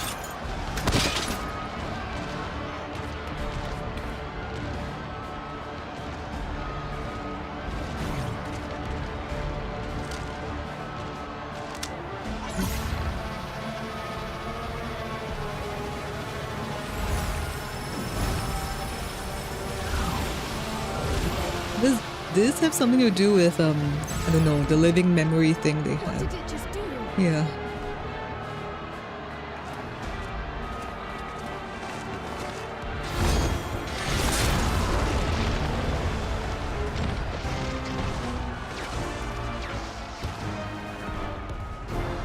Ah, Baku Jaja.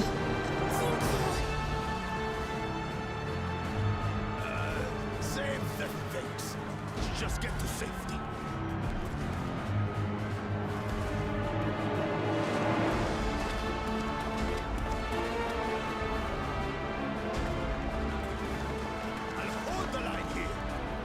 back to the palace.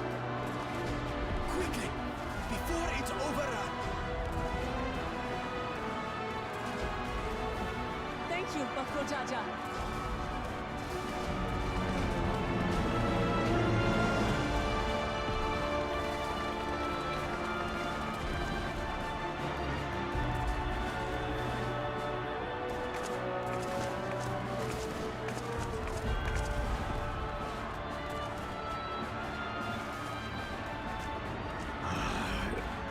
This is simply how I do things now. So, who wants to take my blade?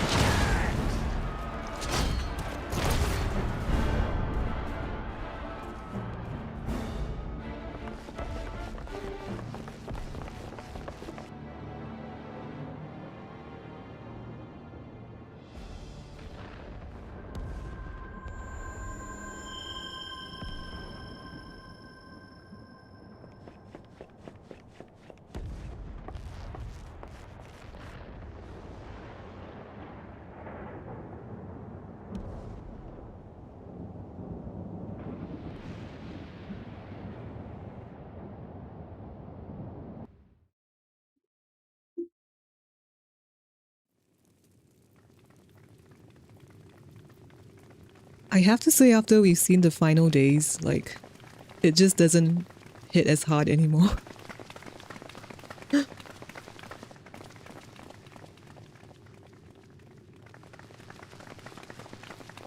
Kettleman.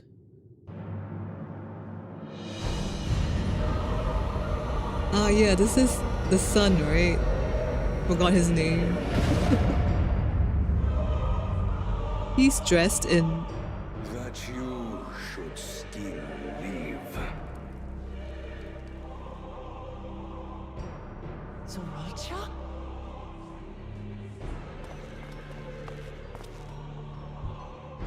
By the gods, what has happened to you?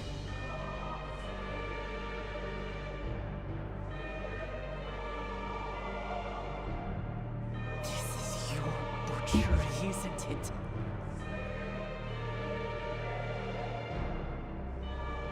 After everything you've done in service to the throne, how could you betray us?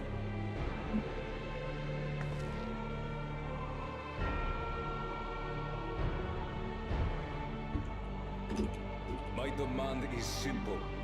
The dissolution of Tuliolal and surrender of all its territories. Refuse, and I will kill every last one of you. Gone mad? No, my ambition remains unchanged. To teach the masses the folly of war, that they cry out for peace, and thus end the world. What has changed you so much and in so short a time? To harm the very people you swore to serve? This is an unforgivable deed committed by my son. My son!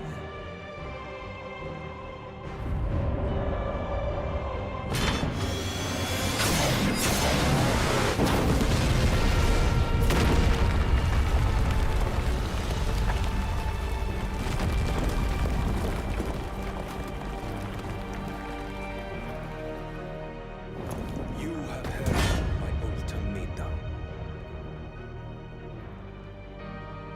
And you will have my answer.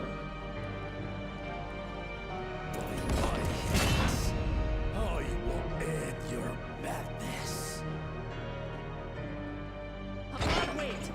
I should be the one to do this. No! His sins are mine to bear.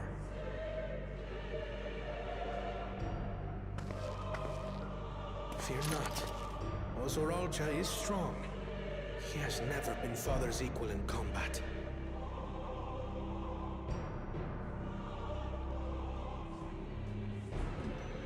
I believed you long dead. To have the chance to kill you myself is an unforeseen blessing.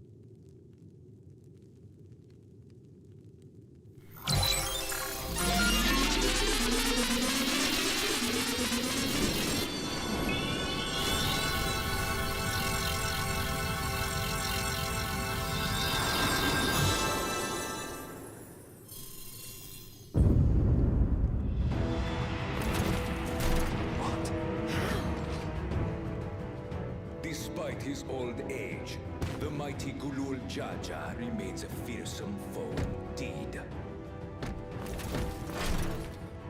You retain the vitality of two souls, despite the passing of one.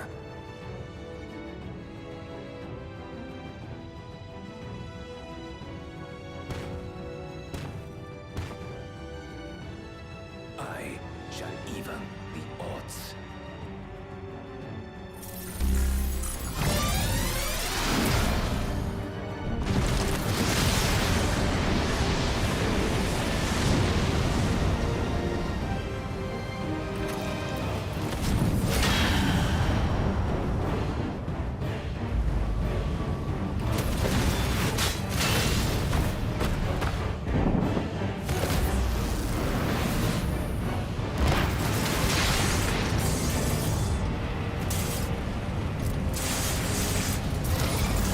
Why are we not helping?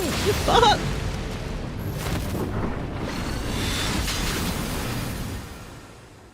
Oh no. Papa?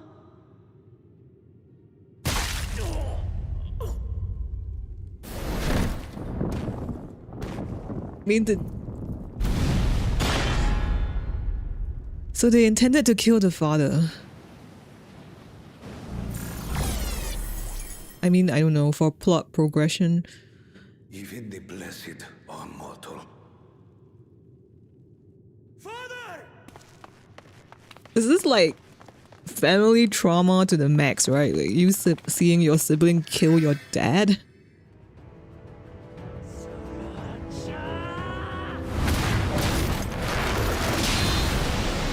Why do we only fight him now? It's like...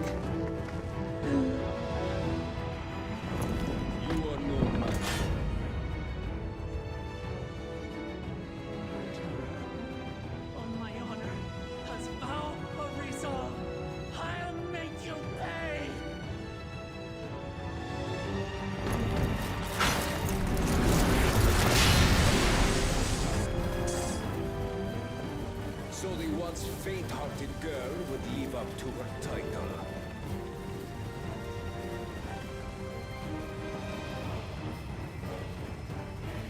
Very well. If only to demonstrate the disparity between us, I give you a chance to prove yourself. Rally the entirety of your strength. Lay siege to my kingdom. Strike me down, like I did father. Then you be his worthy successor.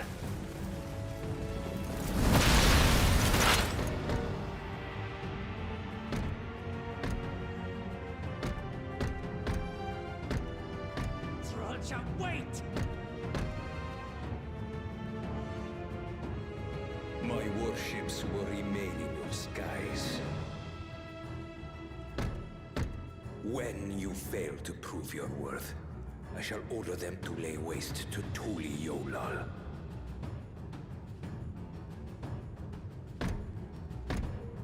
Choose your next steps wisely.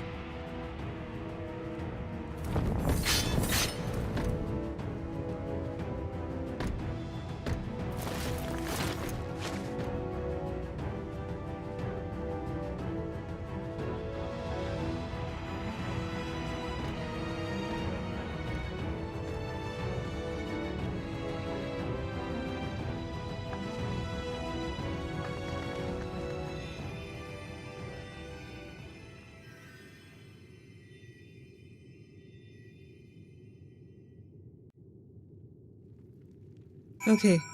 I need a moment. I'll go toilet.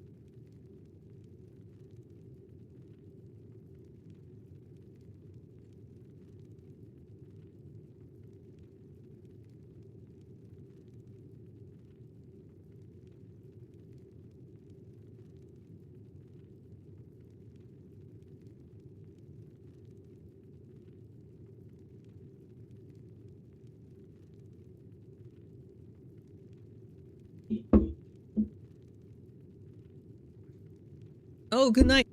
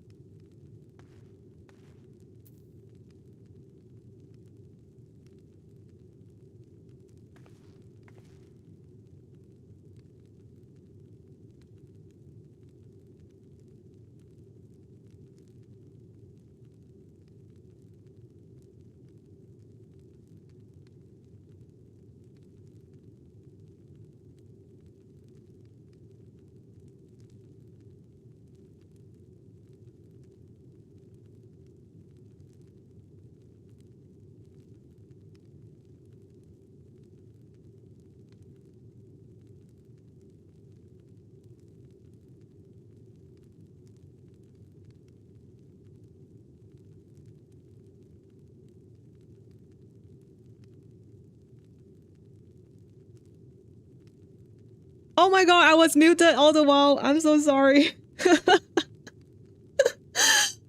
I guess I got so agitated. Yeah. I am sorry. Okay, so I was angry at Kettleman because he stopped us, and I'm not sure why he stopped us. Maybe it's good that you guys didn't hear me getting agitated because my voice was quite agitated. I don't know why he stopped us. Because I know he and Gulu Jaja went to see the Golden Gate together, and they are longtime friends, and he was even entrusted with the relics that would open the keystones that would open the Golden Gate. That's one thing. And I was just going through what you guys said just now. Yeah, I felt that the part about Spin, because we were showed one cut of her, right? That she's here right now. And we know that Spin is modeled after Garnet. Like if you've played FF9, it seems really weird that the characterization of Garnet would sacrifice another kingdom just so that she can get whatever she wants here. Although I don't know if there's any other story behind that. So that felt really not Garnet-ish to me. But there might be a backstory. Yeah, so I was very angry that Kettleman stopped us. And yeah, Lamati didn't care about people holding her back. So it's not the time for an honorable duel when your kingdom is under attack by a foreign invading species. And yeah, the part about Zoraja trying to teach the value of peace by bringing war, that's weird. That's would that have even passed the writer's room? I don't know.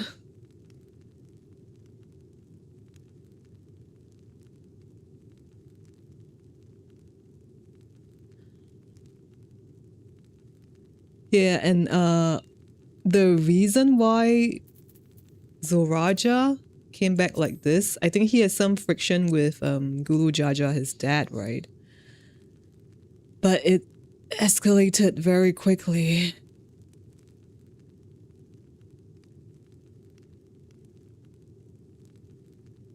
So I'm guessing, yeah, one of the biggest complaints about Dawntrail is this cutscene. It's yeah. I feel it's kind of controversial.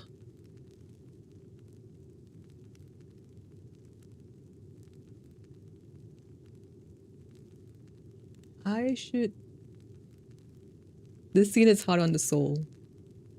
You guys need a moment as well. Yeah, Tatsuya, I was saying I hope you didn't get spoiled because it's one of the more spoilerish cutscene of Dawntrail, and in fact the scene right now that I am on.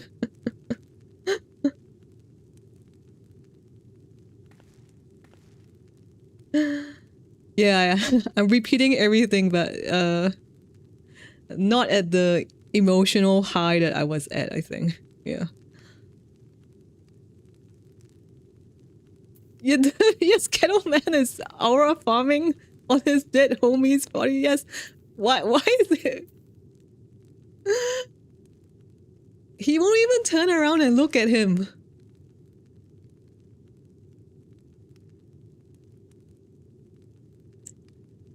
Yeah, I totally agree with Marco. They were trying to do some honor shit, which, okay.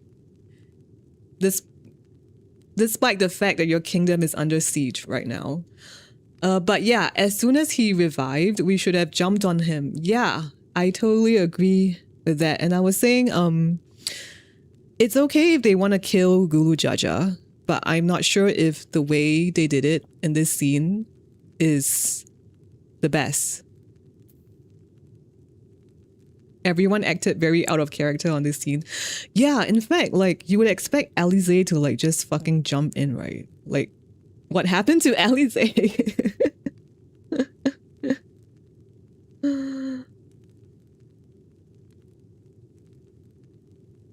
Zoraja has never lived a single war and acted like he has authority over it. Yeah, I get his daddy issues that's been hinted at, but I mean, okay, I guess in real life things can escalate quite quickly.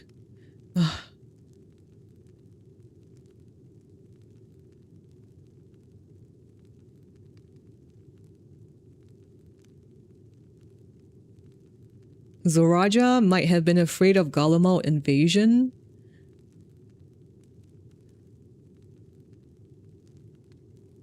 Yeah, but then the solution is that what, you bring like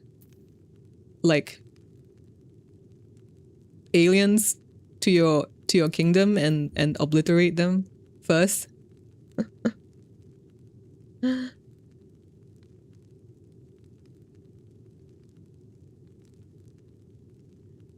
Oh god, this is like my first time I'm not following chat that quickly.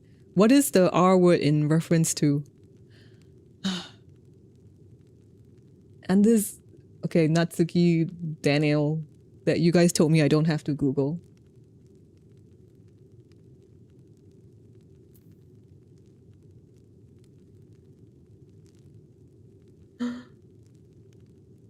He seemed that he wanted to militarize the country against everyone's will. Yeah, and he didn't win the right of succession, right? So why is he doing this?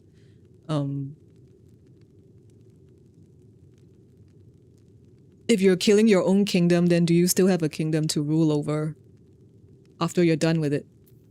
Yeah, invading his own country to do it? What the fuck? And Kettleman better explain himself. Like, what did you do? I mean, he was kidnapped for the Keystones, I guess. And what, he's... I was liking Kettleman quite a lot, but not so much now. On the sword. Thanks for the following. XIV is life. It's a very heavy moment right now.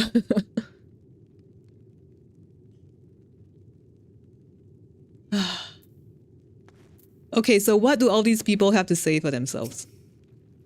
Father, no, this cannot be. Yeah, it's a bit late for that, Kona. No, okay, these lines are just mocking the scene, right? Because how could this happen?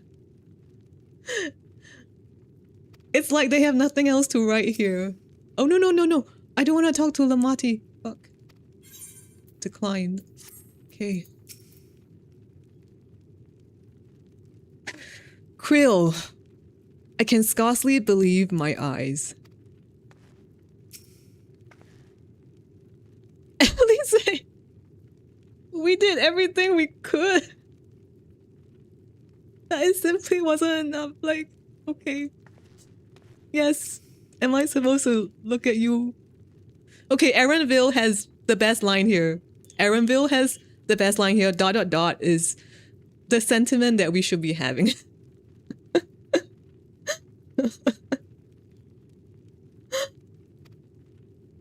Oh my god, Guru Jaja, I can't, he's gone. We can't even talk to him anymore, although it looks like he's breathing.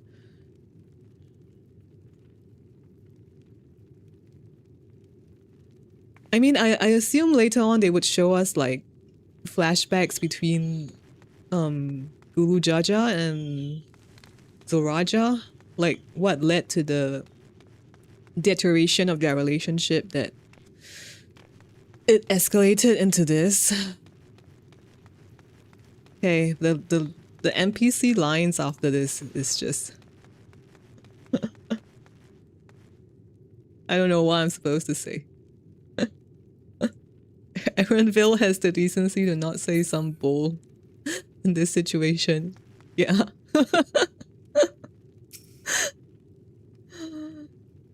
Oh wait, that never happens? We don't get to see their backstory? Damn, then... Oh. That's shitty.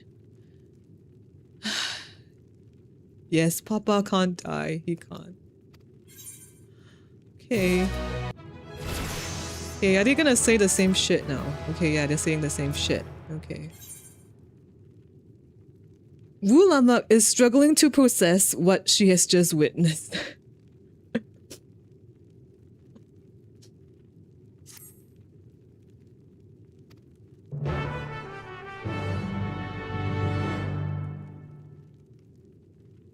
Okay, more cutscenes.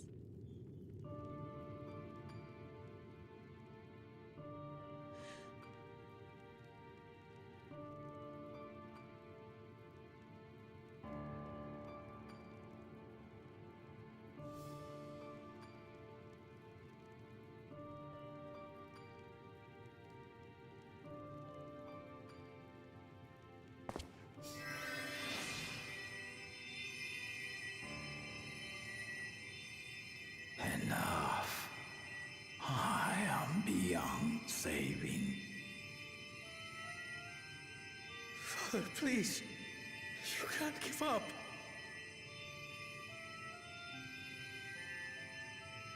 Are you there, oh friend?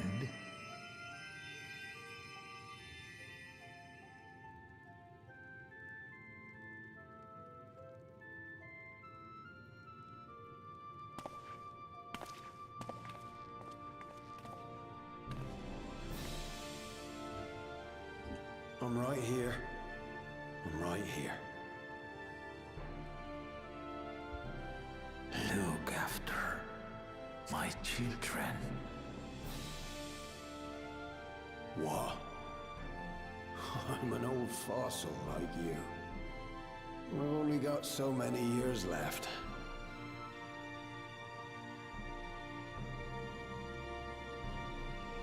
But if that's what you want, it would be an honor.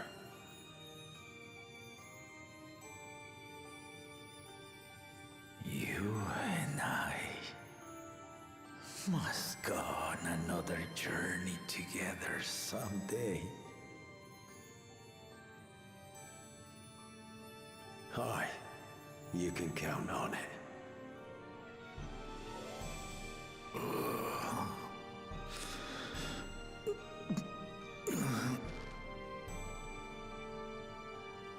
Oglamat. Kona.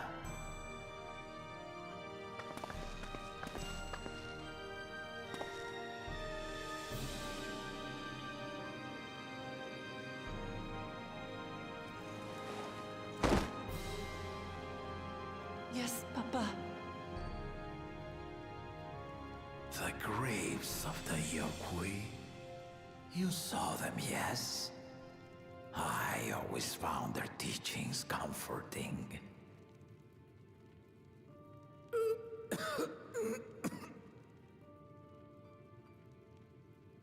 Please, Father, you must save their strength. Our flesh may wither and die, but so long as we are remembered, we are never truly gone. Through you, my hopes survive. Through you, I live on. So do not mourn me. Walk tall and see our nation to a brighter future.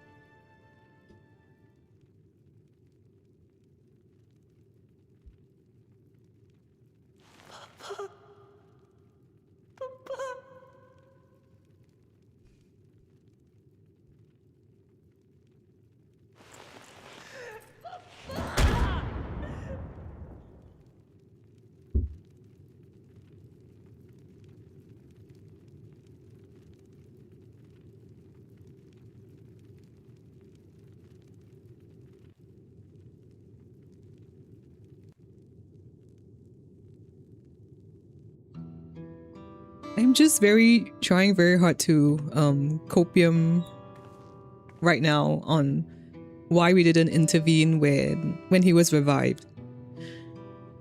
So I'm having issues getting over that. But I think it will take me some time.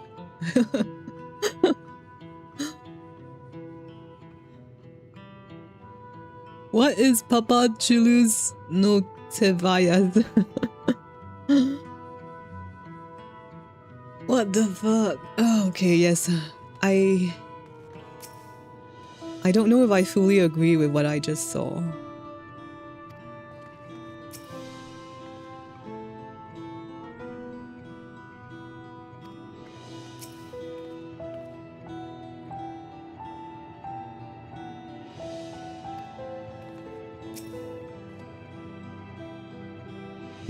Aaron Hill says the best line. I don't understand. Yeah, I don't understand right now.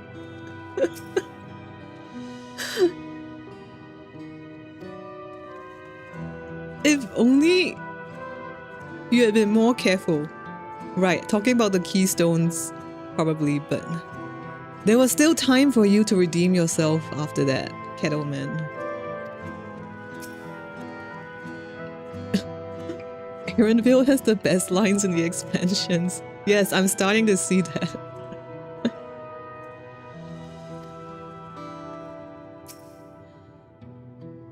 The moment the narrative can match with what is already pre-established. Yeah. Especially Elise. She should have rushed in even if the Warrior of Light didn't rush in. Like with her rapier and all.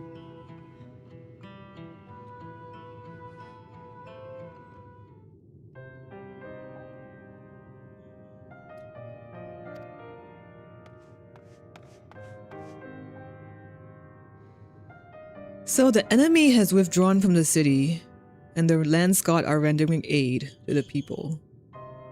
I mean, so did Zoraja just came in with the big gang, the army, and then he was like, I'm just gonna kill father and retreat for now.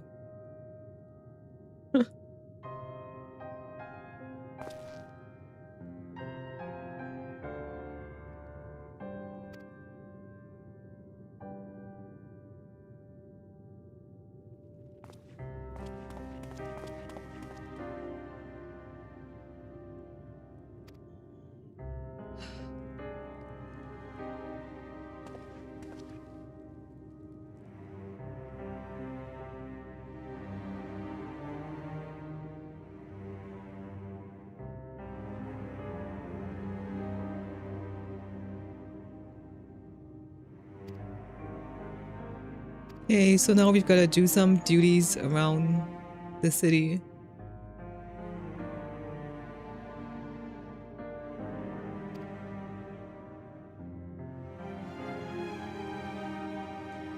Right, but we're gonna meet Lamati in the Resplendent Quarter. Okay.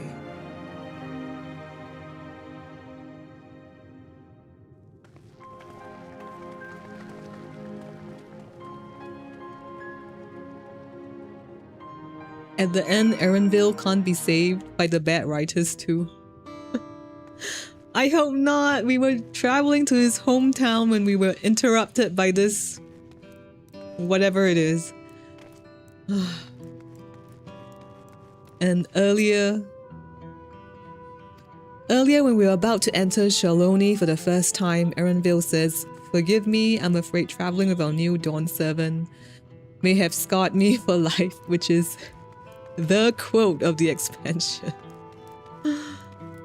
I feel like traveling with Lamati wasn't too bad, but I'm not sure what just happened here.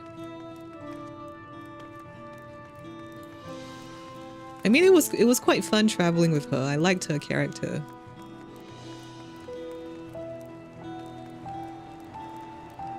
But whatever the fuck happened here needs a lot of explanation.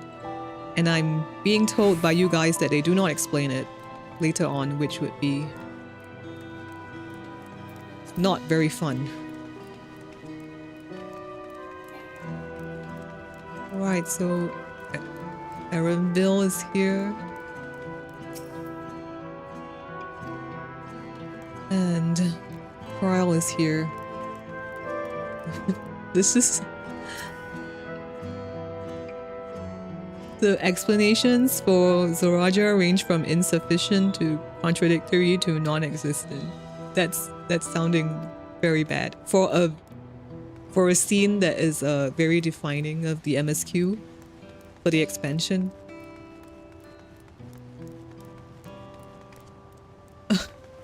The beginning of traveling with Lamati is just the beginning of the scarring, okay.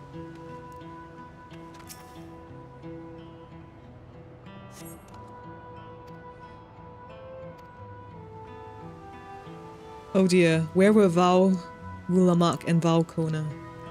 Okay.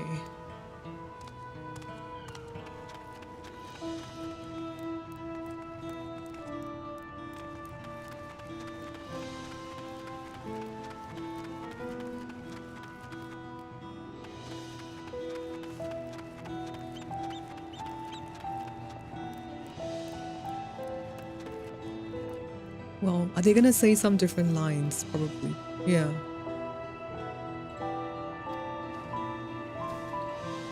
Dazed citizen.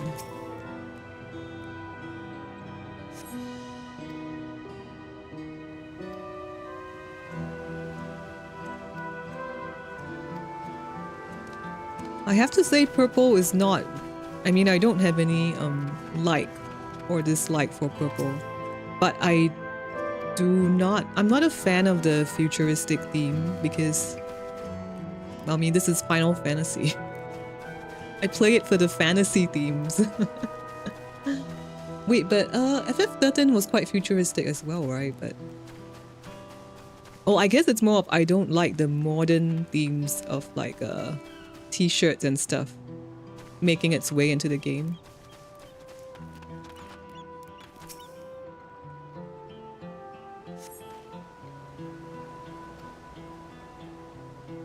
Yeah, the enemy leader, they said he looked like Zoraja.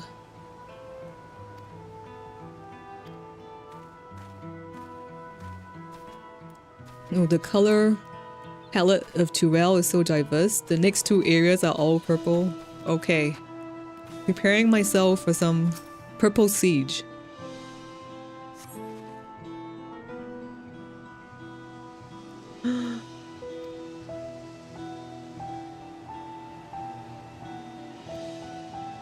Okay. So the color purple in games is a DEI indicator. Yeah, I think yes it is, but I don't know if it has anything to do with that or more of like they were basically the 9 was overrun by Thunder Aether, right? So purple is the color of thunder. Probably more of that. Oh, right, I'm doing sightseeing log in this very forlorn times. The resplendent quarter. Okay, the eclectic adornments added by residents. And the decorations are emblematic of each inhabitant's land of origin. Yes, colorful, like you said, Kawaiiru.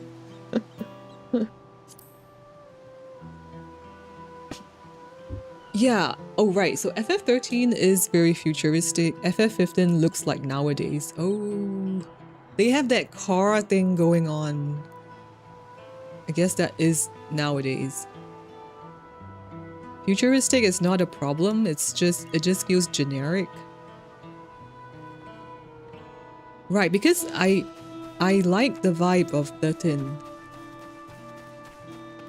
I guess it was unique versus generic. Yeah.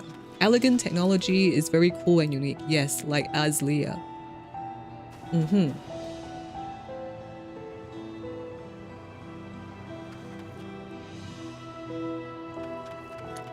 Right, maybe it was just a, you know, unfortunate time that they chose purple while the DEI stuff was raging on in the games industry.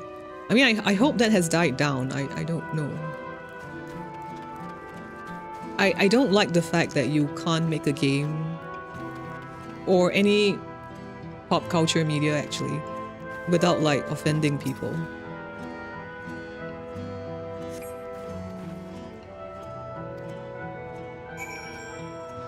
I mean, I don't want to get too much into politics on the stream, but you can't make, the thing is you can't make something that makes everyone happy, so there's no need to aim for that.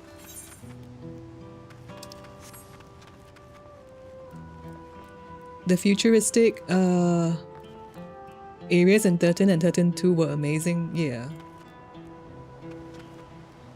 Oh, okay, let's see Academy. Oh wait, I remember Academia FF13. Yes, I do remember. Yes. They had an epic fight scene there with Snow coming to the rescue. Can't remember. But I know what you're talking about. Yeah, so I guess the 9 looks a bit like that, but you're right. It's a little more generic from what I've seen of it, I think.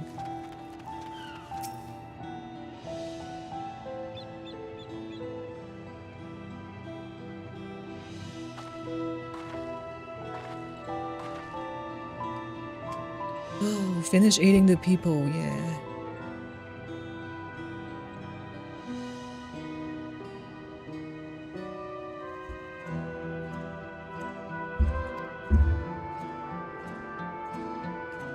There were children among the wounded.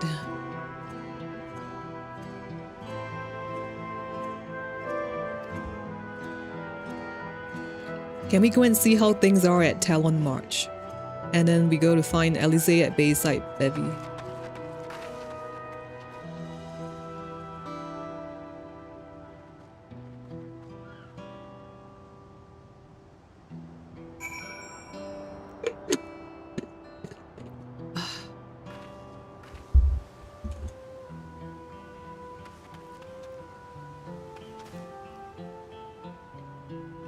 Maybe they were trying to color theory way too hard. I mean, the Ramu fight is also predominantly purple, right? So I think it's okay because they are being consistent with how Thunder is being presented in the game.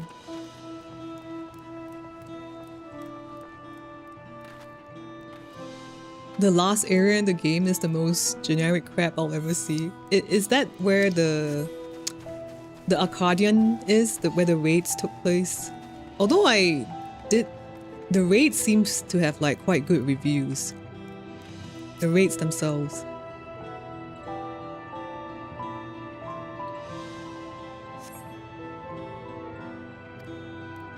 Okay.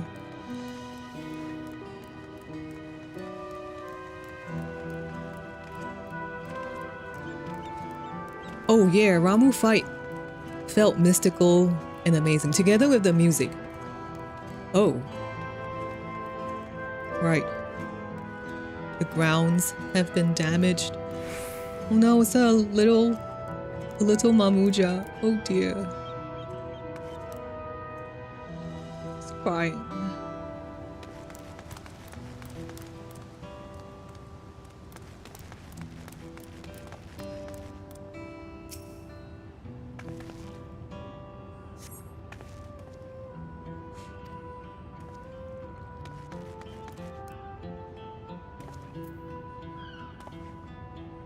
Oh, living memory is the most generic crap we'll ever see. Isn't that the most important part of the entire story of the 9th though, I think? The raids are cool because of the characters and encounter design.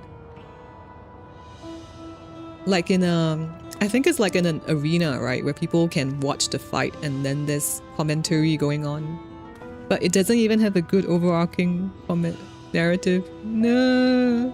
It's very unlike what they did with Alexander and Omega, because that kind of like contributed to how Shadowbringers came about. I made a video on that, so if you guys have not watched it, you should watch it. There is serious raid lore in the Alexander and Omega raids. that ties to the MSQ.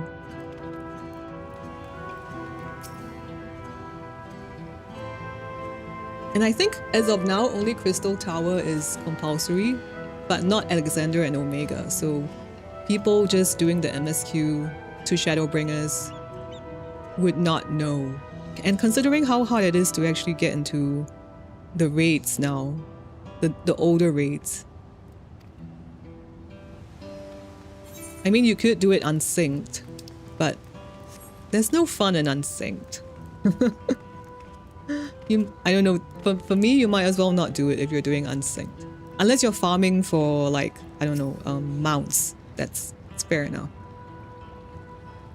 But if I wanted to do the fight and experience it, not unsynced. Okay.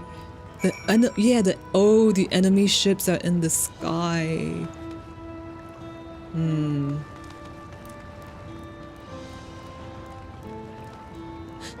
Mendoxai healer? Okay. Sure.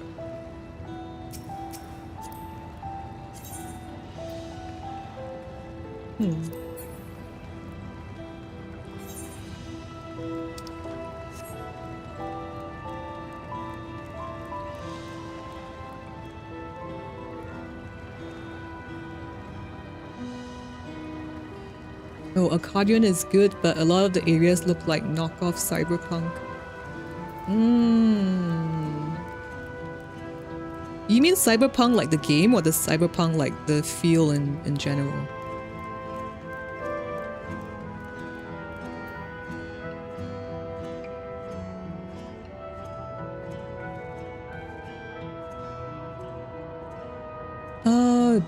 Do I think making all Alliance and normal raids mandatory would be acceptable?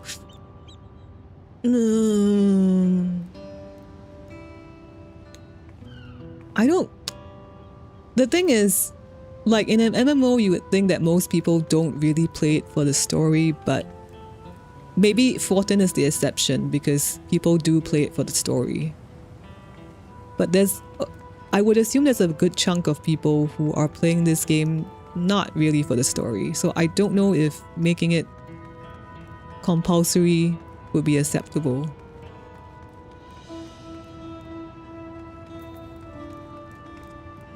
I mean, I guess maybe it depends. I guess Crystal Tower was pretty critical, but for Alexander and Omega, it's more of the backstory on how Grahatia managed to travel to the first. Like, he certainly didn't do it himself, so how did that happen? And if you're not really into the hows and whys, it wouldn't be something you're interested in. It'll just be like, oh, cool, I'm here. Oh no, the Moblin.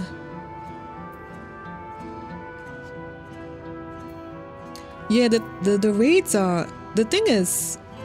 yeah, I don't think they are very time consuming.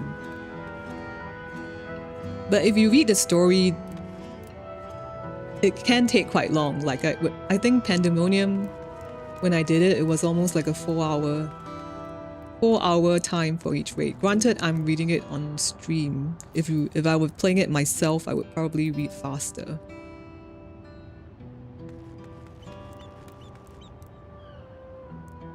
Solution 9 looks like what someone's idea of cyberpunk would look like if they've never seen it. I've seen some footages of cyberpunk, like the game.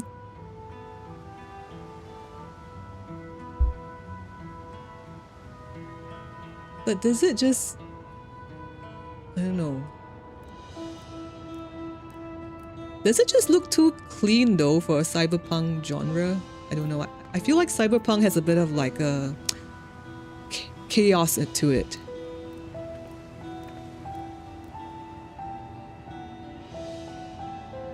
Oh no. Okay, so the FF9 stuff is coming. You only like the music and living memory and one of the characters in there because of FF9. But the cinematics and the references for Vamos a la Flamenco Theater. Oh, they had a theater thing happening there? Okay. I'll have to wait and see what they do with that. Yeah.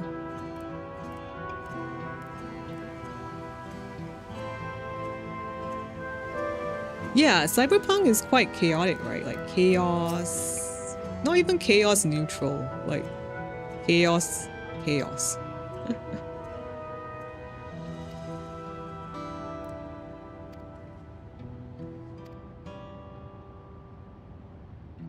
So Zoraja meant to harm the people, but not the buildings. Okay. And he wanted to incite fear that he has this power now.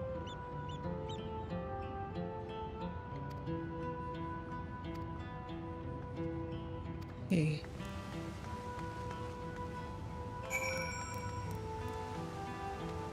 No, I guess like the, you know, the leap from like, okay, we need to understand the value of peace.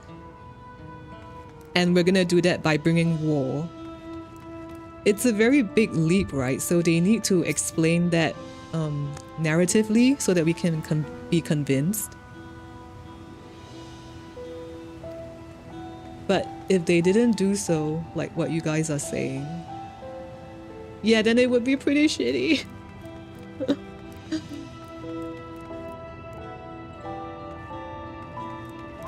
Okay.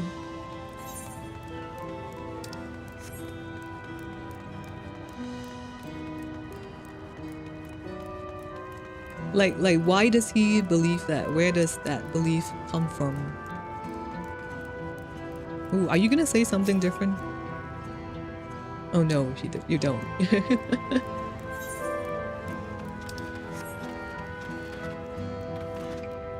They need to show that, because it's not. I'm sure at this point, people are wondering why the cutscene was as such, and people are holding out hopes that you would explain it.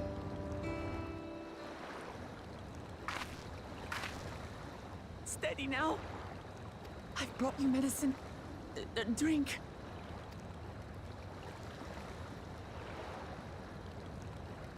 Hope I'm capable of finding something I like. Yeah. There you are, Lamachi. I was beginning to...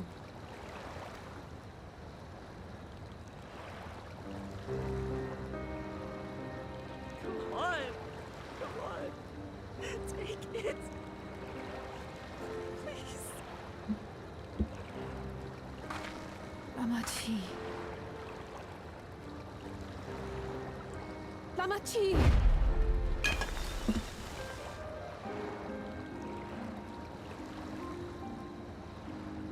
How could I?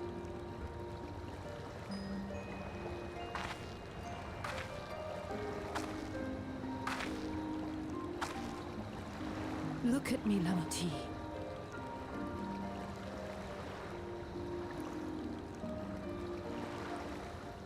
You need rest.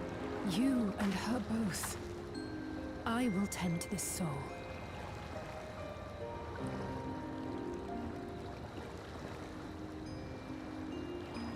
But my people, I have to help them. The Mansguard have matters well in hand. Trust in them. If there's another attack, your people will need you to protect them. They'll need you to be sharp. So please rest. Consider it your duty.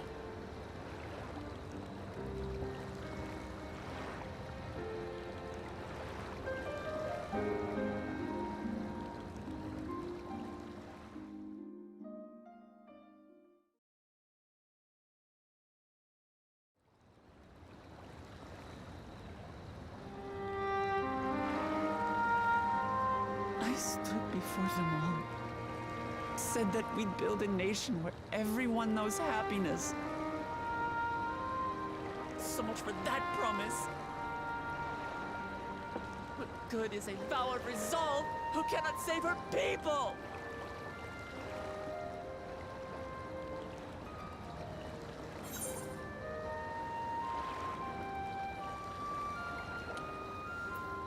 Guess we'll handle this together.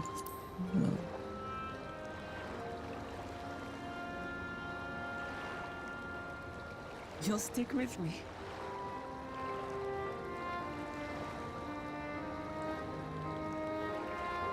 Thank you. My head's a little clearer now. I need to concentrate on what I can do, rather than what I can't.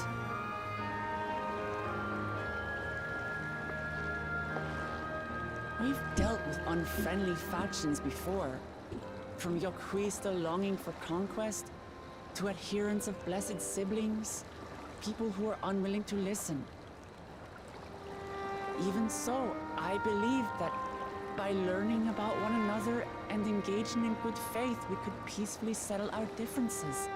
And we did. But my brother is different. There will be no reasoning with him. He killed our people, our father. He'll stop at nothing to achieve his goal.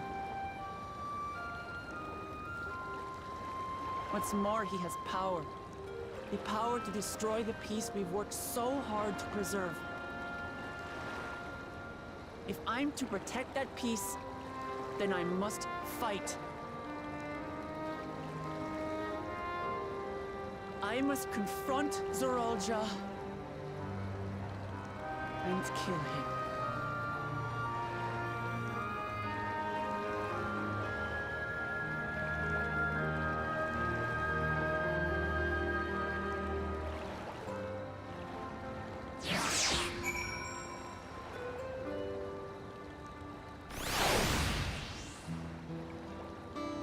So Marco wants to see the light fade from my eyes. Okay, yeah, we'll see if that happens. Because I did play FF9, even though it was a very long time ago. I do have memories of the characters in 9. So if they really butchered it, I think I will feel it. Like just with Speen appearing just now, I really felt a little uneasy because it felt very not Garnet-ish.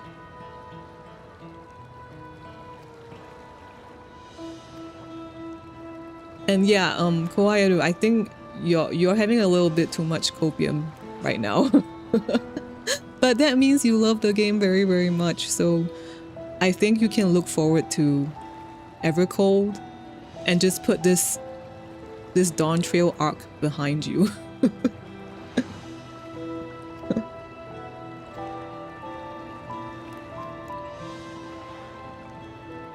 Okay. Okay, yes. So we're just encouraging Lamati to move on. You need to talk strategy with Kona. Okay.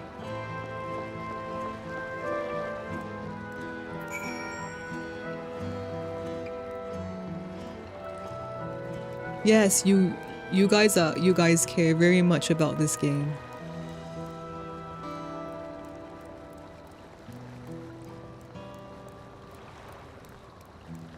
Now, like I said, I feel like it's fine if they want to use the "to know peace we must have war," but yeah, write a good backstory for it and show it to us.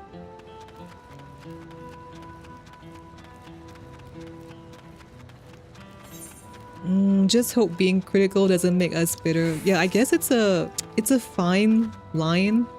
I mean,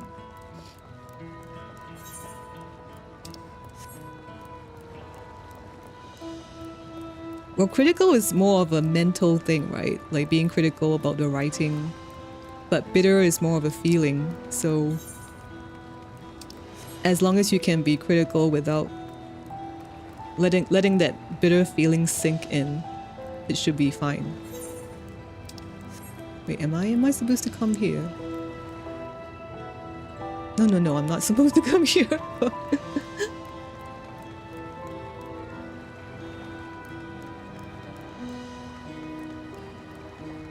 Well, yeah, I guess where is Sid? Or we don't want to get more Aosians over here to help.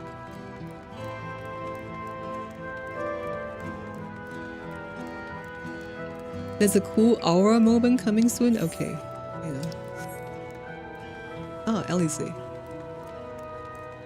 Oh, this is one of the They were saying they are not humans, but robots. Well, shaped like humans.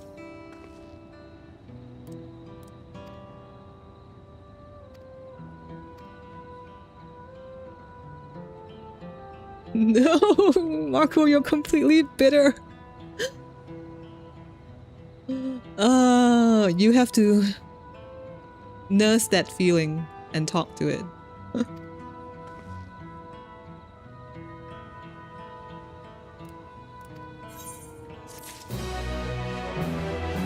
Yeah, don't let it get to you. Just process that feeling and let it stay.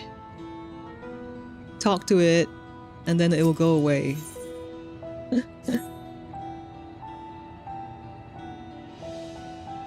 It doesn't look like any automaton or magitech weapon I've ever seen. Oh, would you? Yes, let's take a closer look. It's Power Rangers, of course.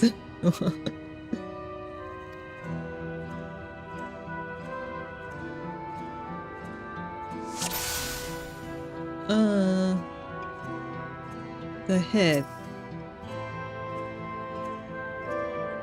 There's a strange sigil on the front of his helm. Yeah, triangle.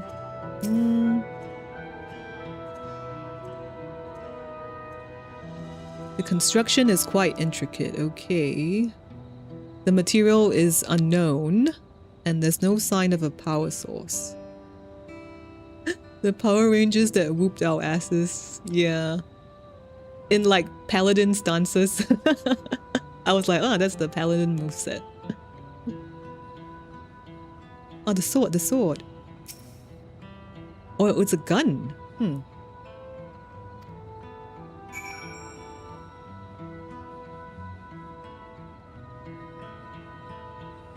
No, what, hold on.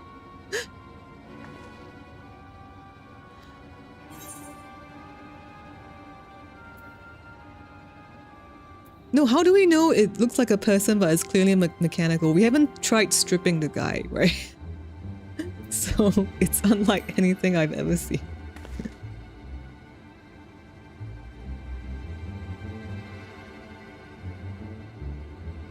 The lack of a face, not least of it all. It could be a helmet.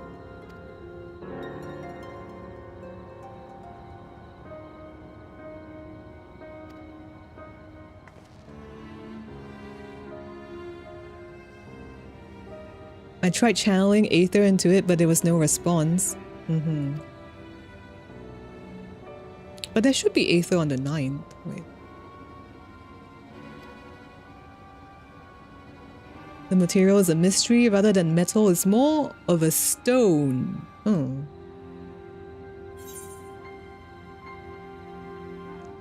We have seen stones in the Skydeep cenote. I don't remember, but I'll go with that. The glowing stone used in the chamber. Oh, with the gate to the Golden City. Okay, okay, yep.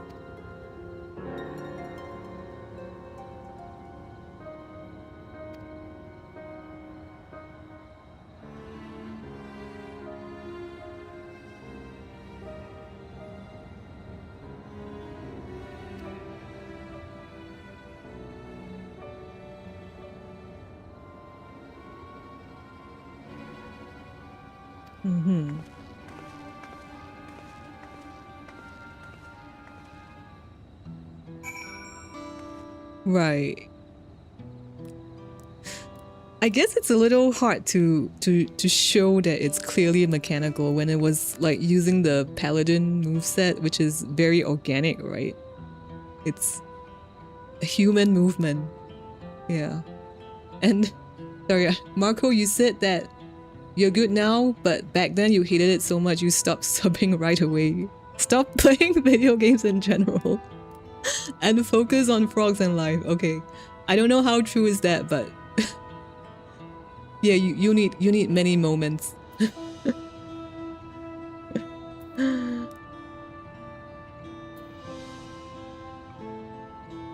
Oh yeah, they could chop off one of its limbs and show the insides. Yeah. With the wires and stuff. Indeed, indeed. Yeah. I was like, how do we know it's not human, man? We should try stripping it.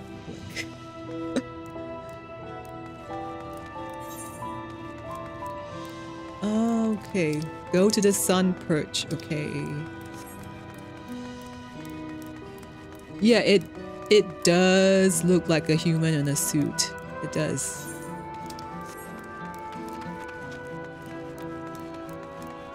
I mean, I wonder if they didn't have like budget to like make more robotic animations for it.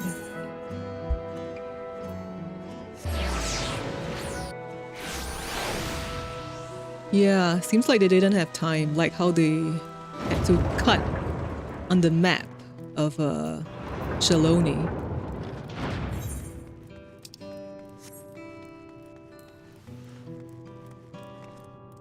I don't know, like, I'm not sure if like making the maps bigger cost them more time. Then they can just make the maps smaller, like ARR.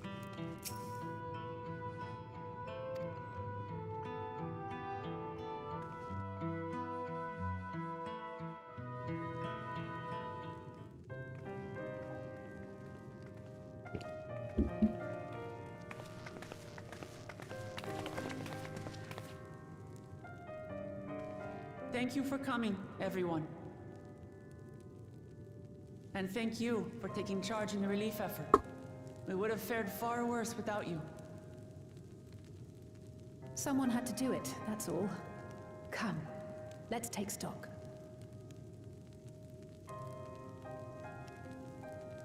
In terms of casualties, at least 50 died in the attack. And many times that number are wounded. All available healers are seen to their care. Structural damage at least is limited, so essential business can be conducted without issue. That said, the people are understandably shaken. We must assuage their fears and begin working to restore things to normal as quickly as possible. Now, the most confounding mystery remains our enemy. And their mechanical soldiers created with technology that surpasses anything I've ever seen. What is their nature? And how did Zoralja manage to bring them under his command? Such things remain unknown. They emerged from the dome encasing Yasolani. We're quite certain of that much. Speaking of the dome, we have some theories, I'm told.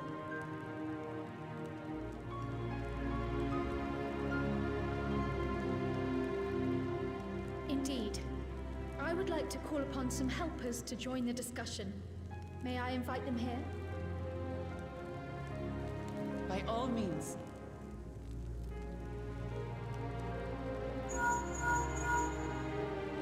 It's me. Permission has been granted. You can come in.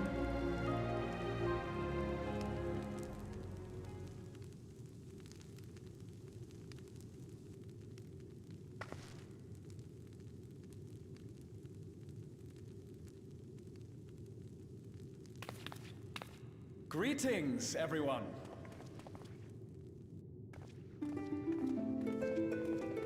It's Graha! Okay, yeah. I love Graha. But I love Emmett Selch more.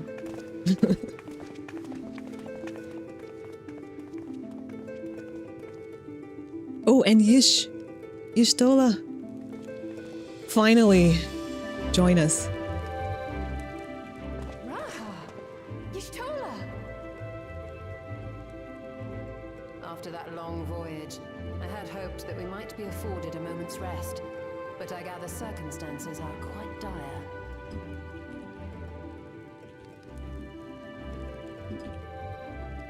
All is well in the Annex, never fear. I've already dealt with the most pressing matters, and others hold the fort in my absence.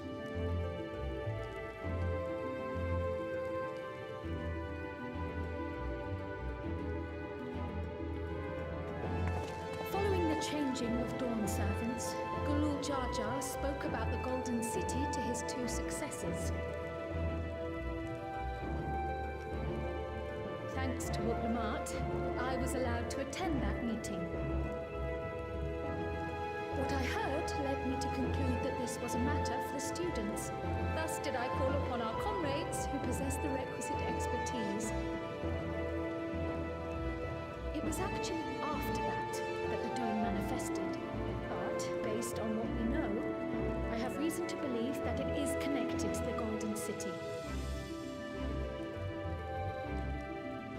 While we're eager to help, we have limited familiarity with the situation. Might we trouble you to explain from the beginning?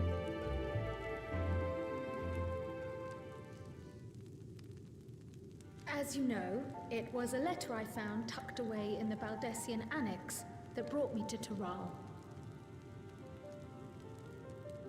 A letter from the Dawn servant addressed to my grandfather, sent some 20 years ago. The request to investigate the City of Gold.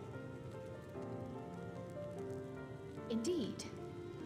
The strange thing is, there was mention of neither Toral nor the city in our records. Hoping to learn the truth of my grandfather's mission, what he did and saw, I volunteered to help in the rite of succession. At the end of which, I was able to hear the tale from Galul Jar Jar. Like us, my grandfather went to the deepest chamber of the Sky Deep Cenote. And, like us, he saw the gate to the Golden City. Is that what you required our help with? This gate? It was. You see, the gate was opened once in the past. And it led to another reflection.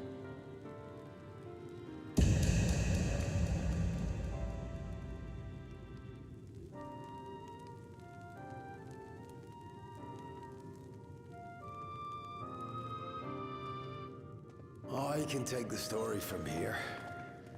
Considering my part in these affairs, I reckon maybe I'm best equipped to speak on the matter. I was there too, you see. In those ruins, together with Galuf and Galul Jar Jar. And what I saw that day, I'll never forget.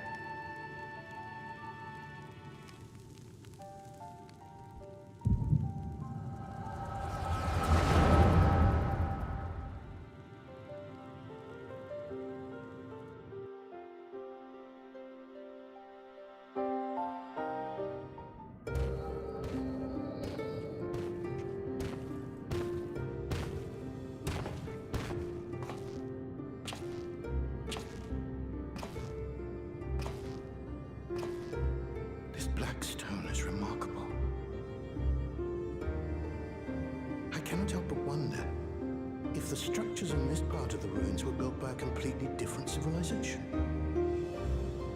It was over 1,000 years ago that the giants mined here. Their records make no mention of glowing stones.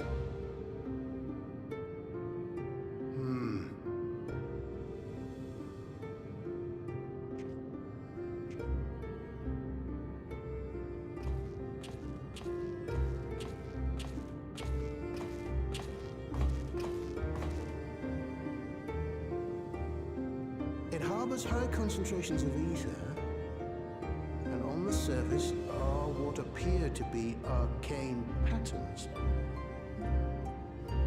They aren't Allagan, or Mahi, or Nemin. If anything, they put me in mind of the calculations of the South Sea Islanders, but even then,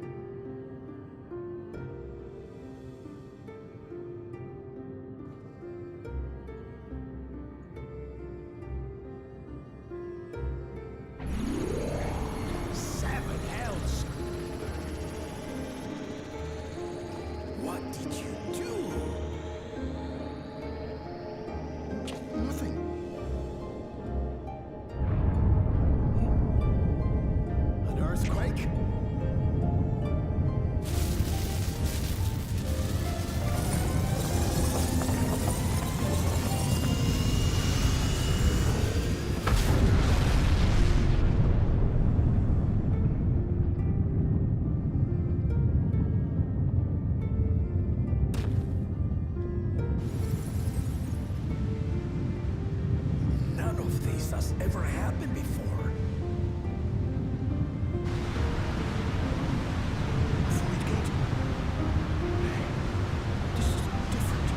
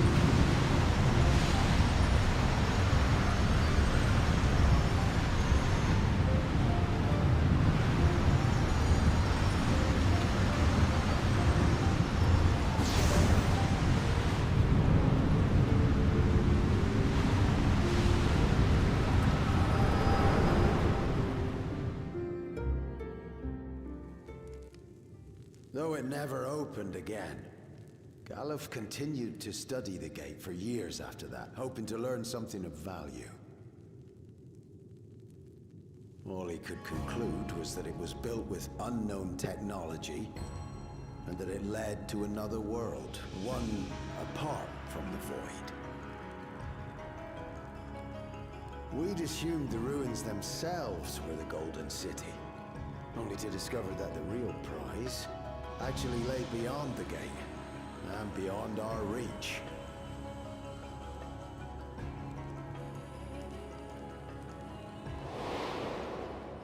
Couldn't make head nor tail of the artifact either.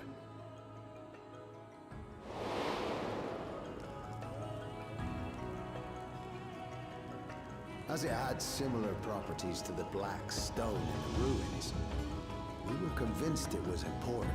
So Galul Jaja took it to the palace for safekeeping. Galuf, meanwhile, took the baby with him back to Charlian and raised her as his own.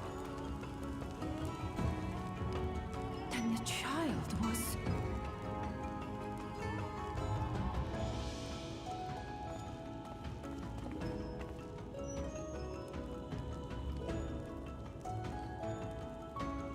The earring inside the letter to my grandfather.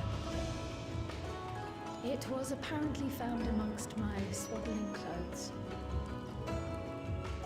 If this is true, then it means that you hail from another reflection.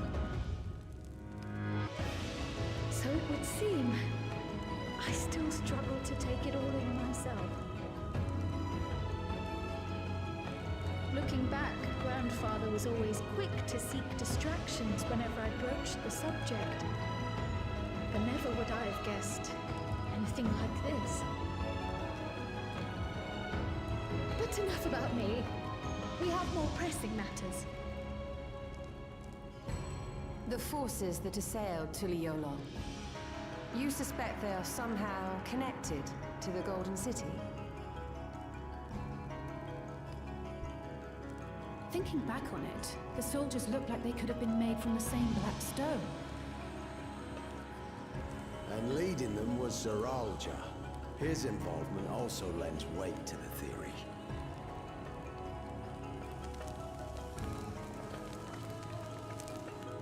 On the day of the succession ceremony, a bandit took me unawares and knocked me out. When I came to, I found my home turned upside down, with a few particular items missing. Namely the keystones I was entrusted with, for my role as Watcher of the Gate.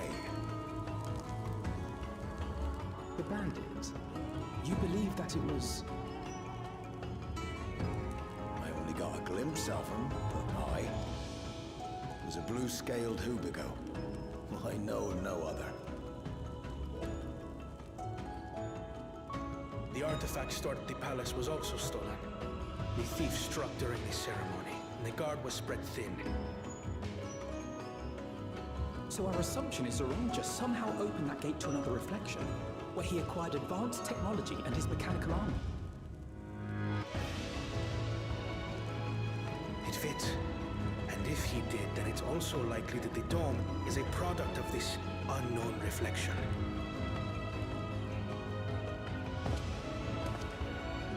Hold on. We've been going on and on about the reflections, but what of my home? What's become of it?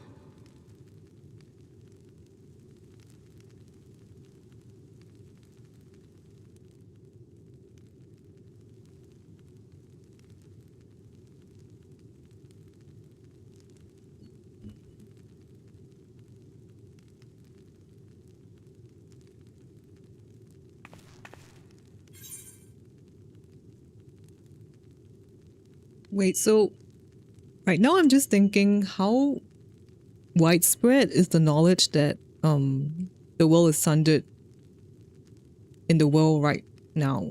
Like, because Kona and Lamati seems to know that there are reflections and they're not very surprised, which means they already know about it. But was that something like Shalayan declared to the world?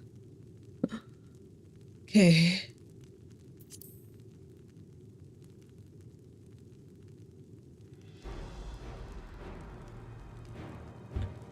Indeed. Where it concerns other realities, I dare say the Scions are best suited to tackle the task. You can say that again. We've been to the literal edge of existence. Yes, Some yes. mysterious giant dome shouldn't scare us.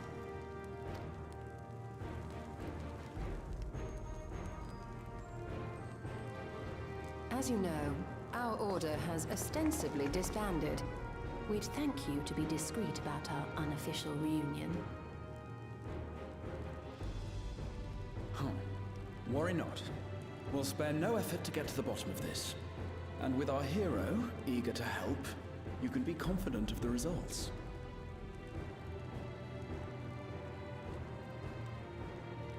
I'm coming with you. If that's where my brother is, then that's where I must go. I can't say I understand everything you're discussing, but I know what I have to do. I have to put a stop to Zeralja and restore the people's happiness. Suffice it to say, I share Lamachi's desire to join you. However, under these circumstances, it would be unwise for both vows to be absent from the city.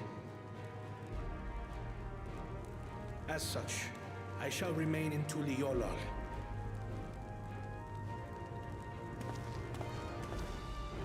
Come what may, I will protect our nation. So go forth, sister, and do what you must.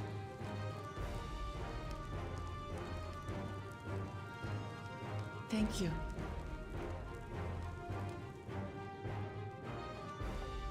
It may be prudent for us to likewise divide our forces. While one group ventures into the dome, the other keeps guard without. Agreed. There's something I wish to investigate out here, so I will remain. I as well. The enemy's warships still loom overhead, and I would see that we are prepared for the worst.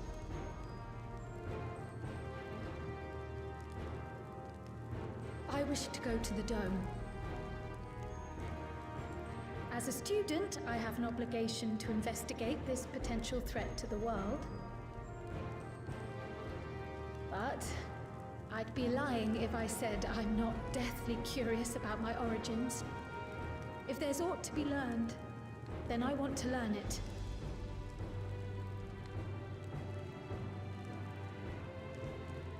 In that case, please let me come too. I have to see what's become of my home. I may not be a fighter, but I know those lands like the back of my hand. I can guide you. If you hadn't offered, I would have asked.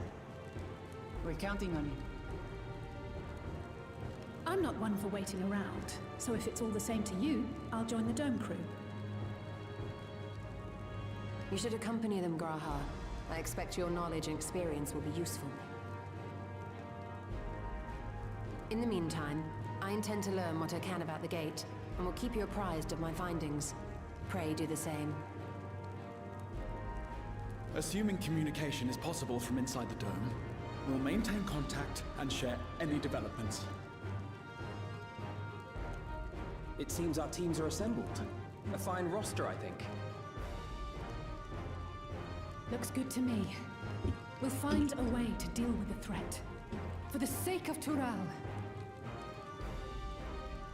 It's truly heartening to have you at our side for this. Thank you, everyone. Now, before we set off, there's one thing I need to do. The people are still shaken by the attack, and I'd like to reassure them as best I can.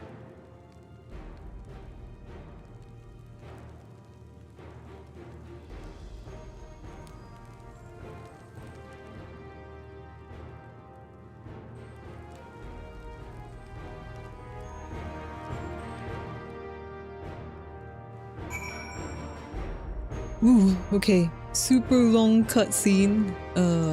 Let me see where I left off in chat.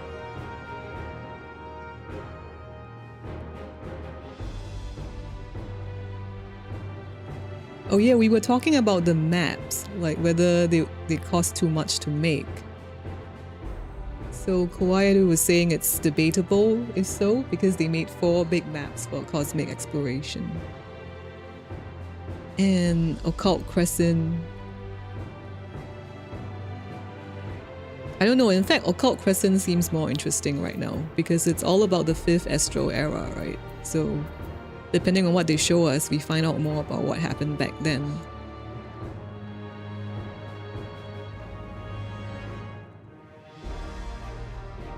The new maps are just literal copy paste trees and buildings everywhere. If you truly want to see a copy paste map, you should check out the 1.0 maps, because that's like you can see it from the map itself that it's the shape is copy pasted.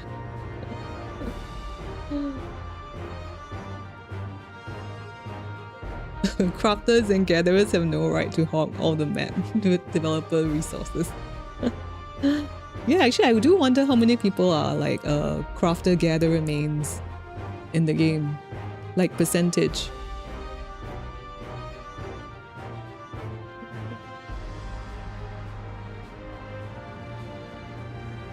I just feel like the problem with the new maps ever since flying got implemented is that it's too big. Like, make it smaller so that things are a little more dense, and then it's the same amount of content, but when you walk in, you feel there's more stuff. It's just how our brains work.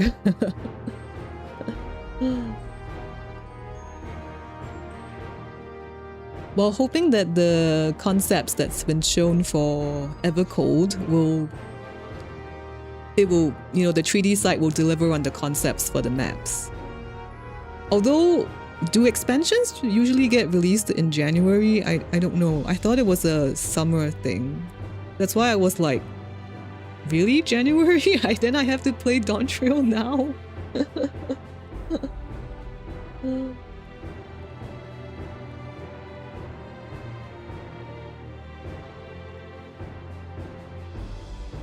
Nah, they shouldn't make maps with the assumptions that we're gonna just dash through the air and ignore everything. No, that's not true. Yeah, I'll also like, I mean, it's really just a really far off thought, but because like right now I'm making content about the ARR maps, right? So there's a lot of content there, and also it has its 1.0 heritage. So there's a lot of thought being crafted into crafting the lore behind what you see in Lenosha and how that relates to Limsa. At least that's the first region I've done. So moving on, I mean, Heaven's Ward still seems quite okay, but like moving further on, I'm not sure if I would be able to find such rich lore heritage in the maps. But yeah, that's like a really distant problem that I shouldn't need to worry about.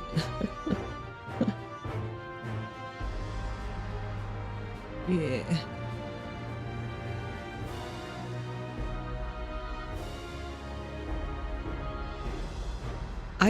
And the appearance of Grahatia and Y'shtola now, and I don't know, Marco said that they're gonna like disappear right away.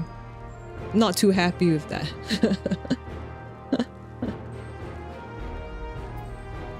And yeah, Pin, if you're still around, hey, 早上好。你在工作看我吗？可能应该是第二荧幕的东西吧，但大多数都会是英文哦。可是谢谢你的留言，你也是爱瓜哈蒂亚。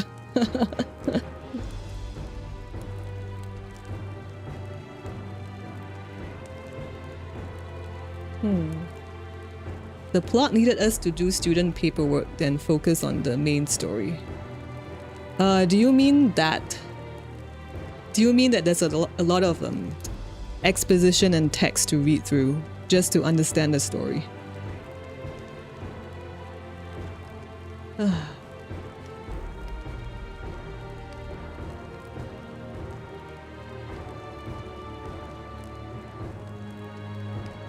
Yeah, regarding the animations in FF14, I don't know if they will move past the emote animations.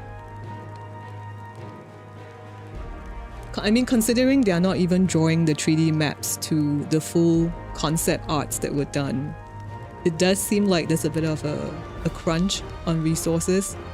So very unlikely EVERCOLD will give you new animations.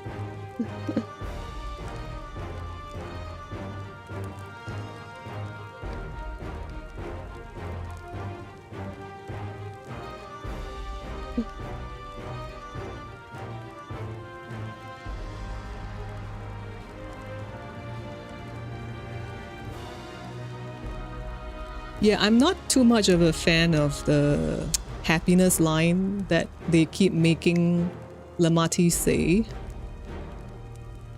Because it's like I said, you don't really hear leaders of the world talk about happiness. It's usually more practical stuff.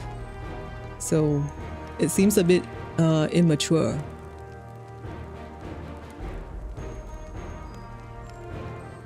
And yeah, I guess good point. How come Kona is not the one coming with us? Because it's obviously a very futuristic technology we're seeing, which seems to be his expertise.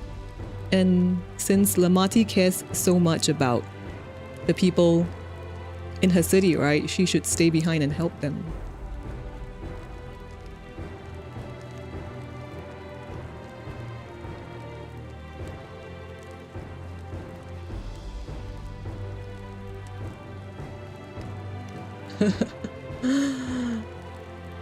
Yeah, guys, there's new merge called Y'shtola and Graha on the scene.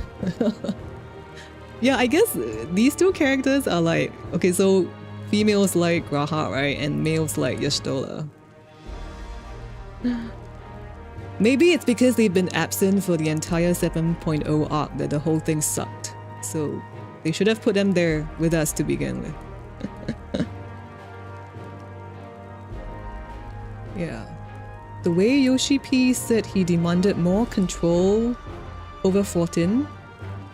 Seems like they were understaffed, yeah.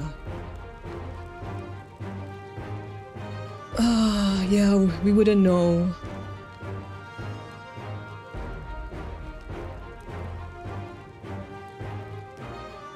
Yeah, the mobile version of FF14 shut down, but I think it was China release, right? Only. I would think that's a separate budget from the official MMO, but yeah, I wouldn't know. Yeah. But they definitely shut down because the numbers were not making sense, probably. Like how much it cost to make and how much people were willing to pay for it. Yeah, dialogue is... Yes, Lamati needs to stop talking about happiness. Okay, but Koaeru still likes Erendil. So far he has the best lines, yeah. Right, for the 14 mobile version, Tencent just bought the license from SE and yeah. Yeah, they were probably earning some licensing fees from Tencent then. A little sad though, because if it did continue, whatever they got from the licensing of the IP, it would have been profit for Square Enix. But since it's they're shutting down now, there will be no more of that.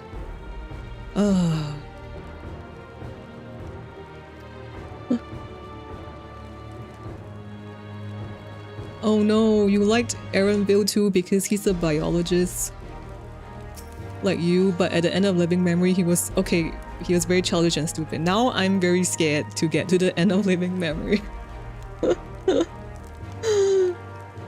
Okay, so I feel like if I feel Dawntrail is not as good or is sucky, it sounds like it might be from this point onwards. Because you guys are already telling me that there's no answers to certain stuff that I'm asking about. Okay.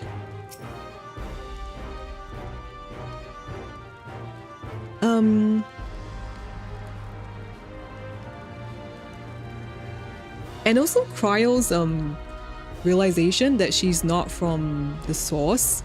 She seems awfully calm about it. I'm not sure if that's... Did she already... It doesn't seem like she knew beforehand. It seemed like she just found out from Kettleman in this cutscene. I mean, we could choke it up to saying that she's like a well-established mage and an Archon, so she's quite calm about it. But I would think that's quite a life-changing effect on your identity. I'm not sure. Yeah. Living Memory is canonically a bad dream. Pin says that, let me see this, the PC version of FF14 already has many things to do, so, you know, why would you go play a mobile version? Yeah, indeed. I was also thinking if they were trying to target people new to 14 with the mobile version, but the PC version already has a free trial, so I'm not really sure why they did a mobile.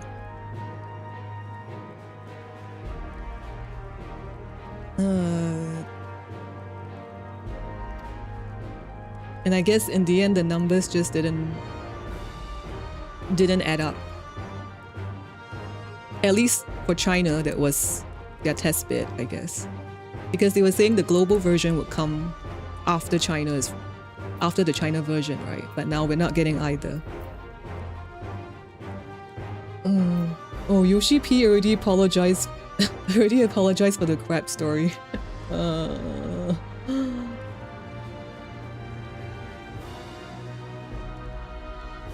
Yeah, right now the Scions do seem like they were a bit apathetic towards the people who are injured around them.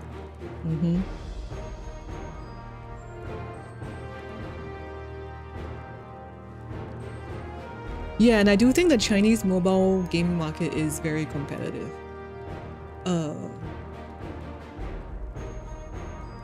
I mean competitive in the sense for between each game, yes. But there's also a saying that all roads lead back to Tencent, so Tencent is just competing within themselves. And if the numbers don't make sense, they cut the project, probably.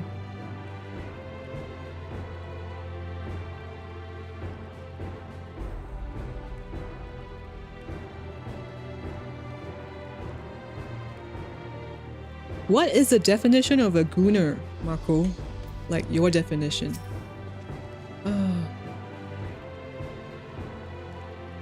So Kettleman says it's embarrassing to think how Zoraja caught him unaware. I am more shocked that he just left the keystones lying around in his house. As the watcher of the gate, he just leave it lying in some cupboard.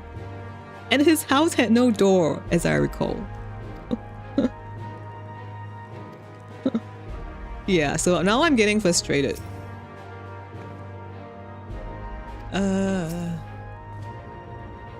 Okay.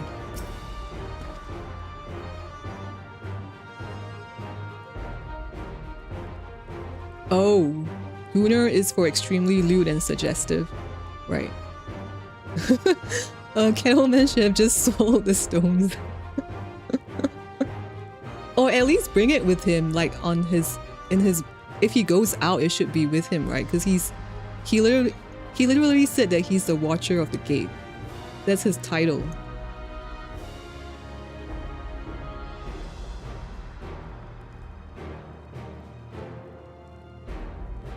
Right.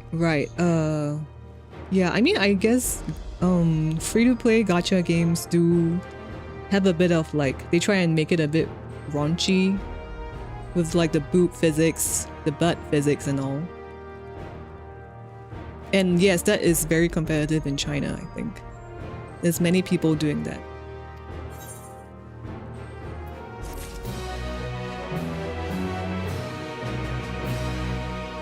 Yeah, I think people are saying they want the hairstyles that were in the mobile version to come over to the PC.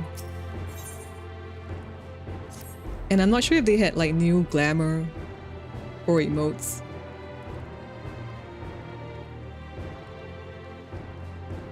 Oh, so raunchy that some games even animated the toes moving. Well, yeah, it's quite amazing what they can do on the mobile, for mobile games. I think a lot of the 2D, I mean, 2.5D, 3D animations are really intricate and nice. I mean, there's freaking like Love and Deep Space on mobile, right? And that's like the game for girls. Okay, she needs to address her people. Okay, is she gonna talk more about her happiness stuff? Because my meter for that happiness, those happiness lines are pretty high right now.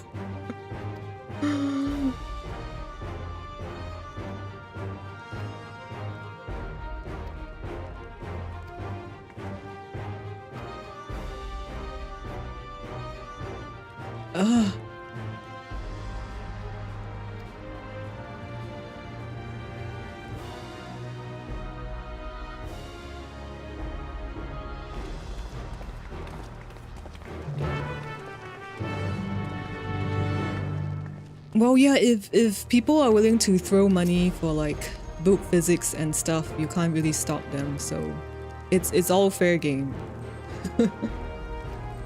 Okay. Are you saying the same thing? I have to examine one of the mechanical soldiers later. Oh yeah, where the hell is Sankret and Urianger? Well.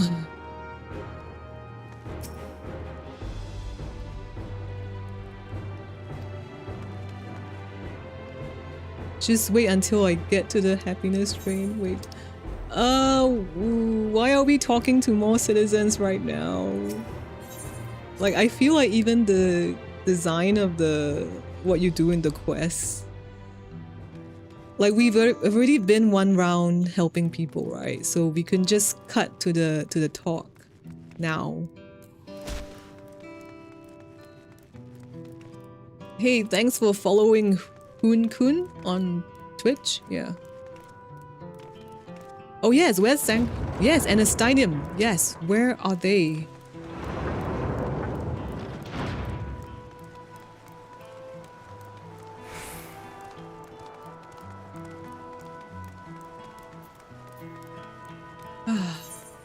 I mean, I don't think Wulamak is toxic positivity just yet, but yeah, it's a little close when she talks about her happiness speech.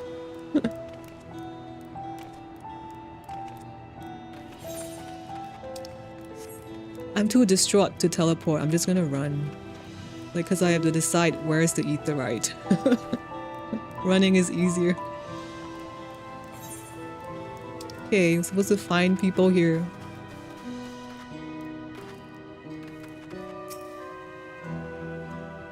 Okay.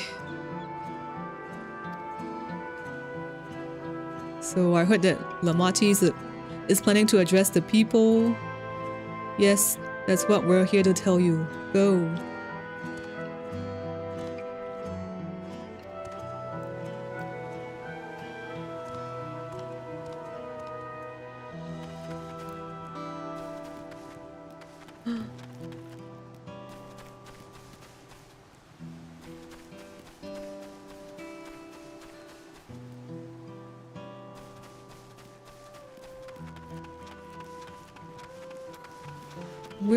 Let's talk to more people.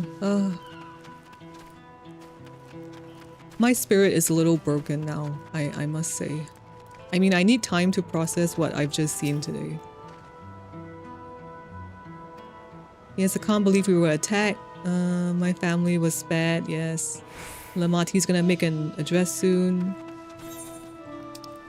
Maybe I should just, I'll watch her speech. So I can process all of that together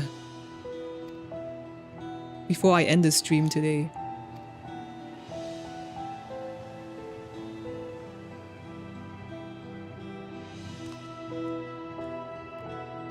Okay. Go, speech, speech, one more. Okay.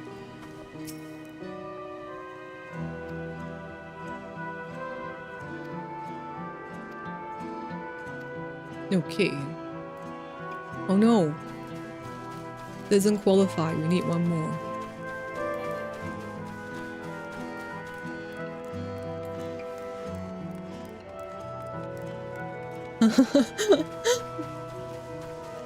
To be honest, I think it's because like I'm streaming it, so I have the resolve to carry on.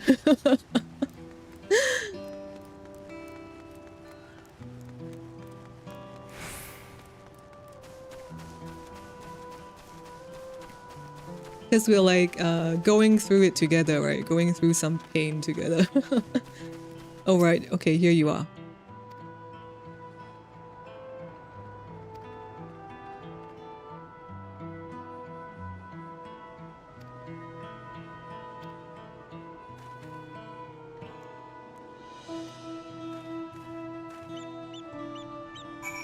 Imagine not having a megaphone to tell everyone. Instead of having to tell every individual person. Yeah, like... I would assume they might have some magical means. So I don't really think this quest is needed. I'm not sure what kind of feel are they trying to make us feel here. Oh no, there's more. Oh my god, there's more. No, it's not just one area. I have to go to Bayside Bevy Market. Okay, let's go. I've already talked to 3 guys, yo.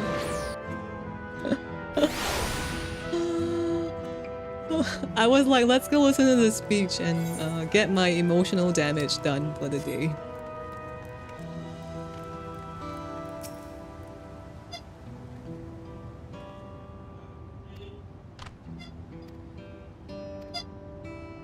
Okay, nope, this is not the one.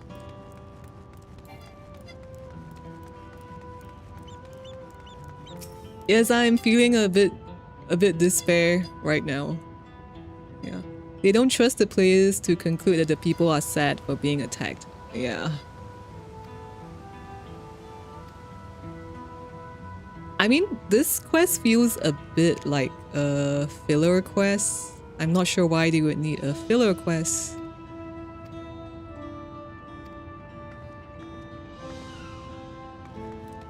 Okay.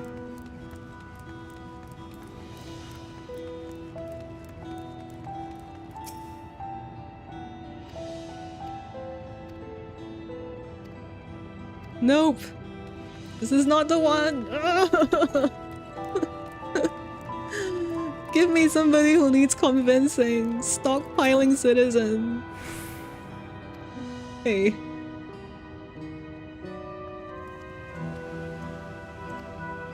Hey. Are you the one? Stay. Oh yeah, she is. Okay. One more. Flustered citizen.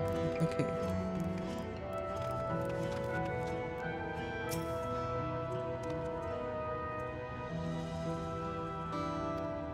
Okay, I think she's the one. She might be the one. No? Okay. Right. Let's listen to her speech. Okay.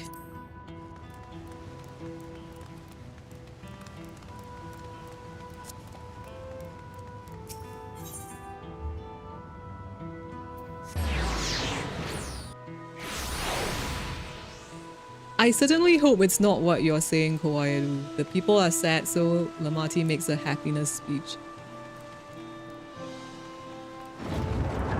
I mean, instead of happiness, I feel something like morale might be better.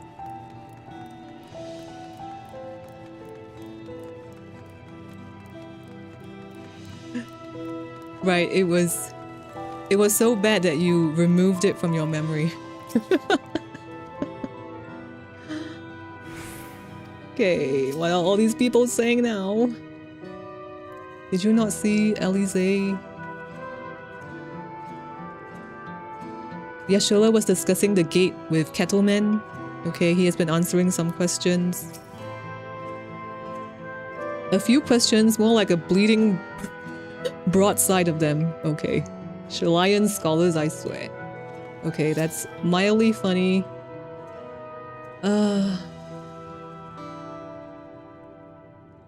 Okay, thanks for spreading the words of our address.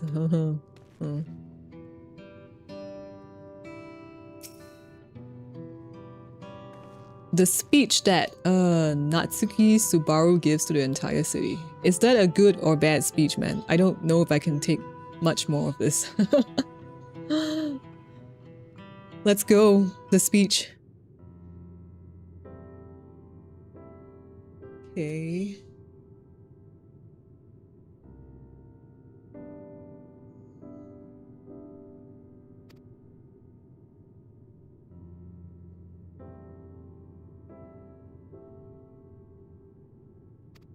My apologies for not involving you in Turali affairs, but yeah.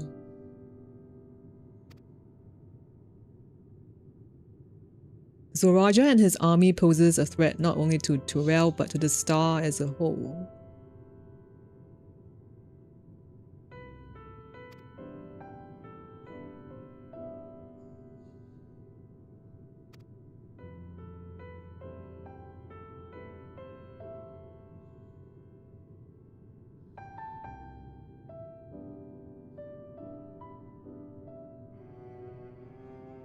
Okay.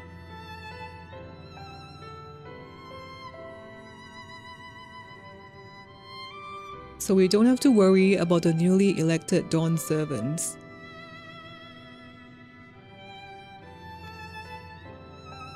They will restore peace to the nation and preserve their father's legacy.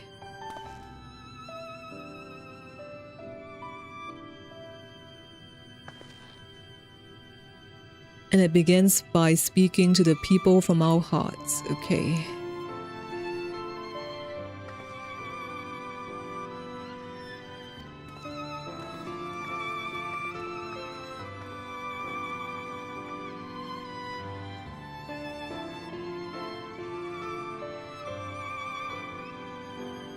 So Y'shtola is saying their father raised them well. Okay, she has good impression of them. They were not here for the arc where we had to see the terrible sons.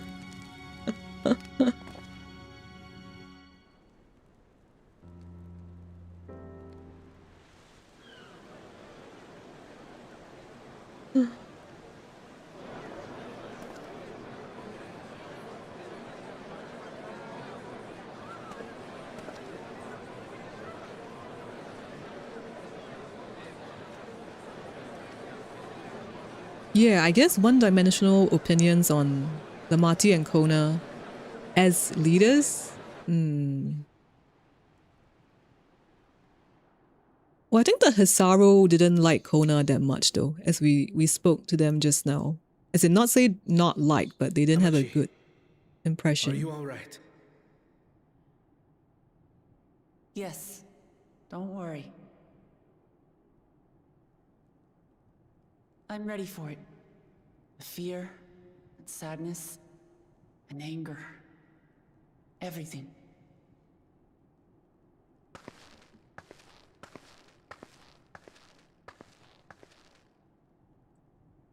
I am the reason to your resolve. But more than that, I am your brother. You needn't bear this burden alone.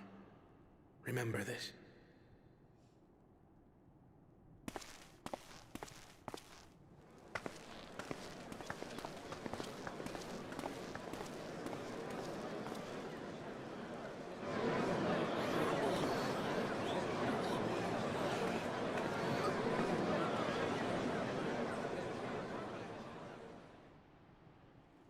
As you likely already know, my father, our former Dawn servant, lost his life in the recent attack.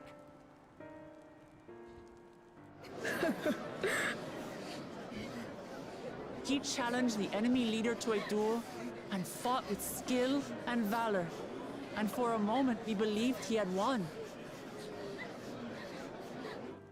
But wielding an unknown power, his foe returned from death and struck him down. I could only watch as this happened. I could not tarnish my father's honor by interfering.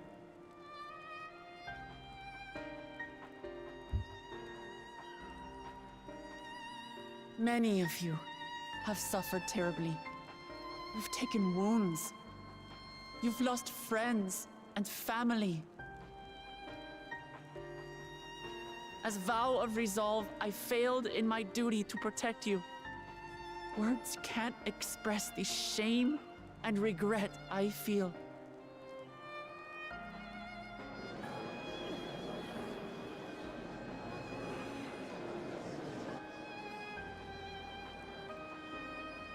And as much as it pains me to reveal this, the enemy leader was none other than my brother Zoralsha. Zoralsha? It's true! I saw him!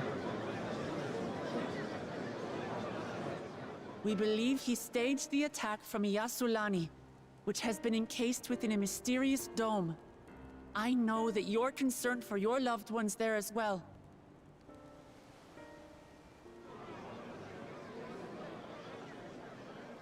But mark my words, I won't let Zoralsha torment us any further.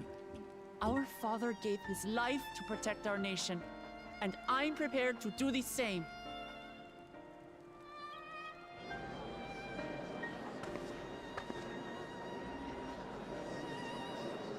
You say that, but those metal monstrosities are still up there in the sky. What are you going to do about them?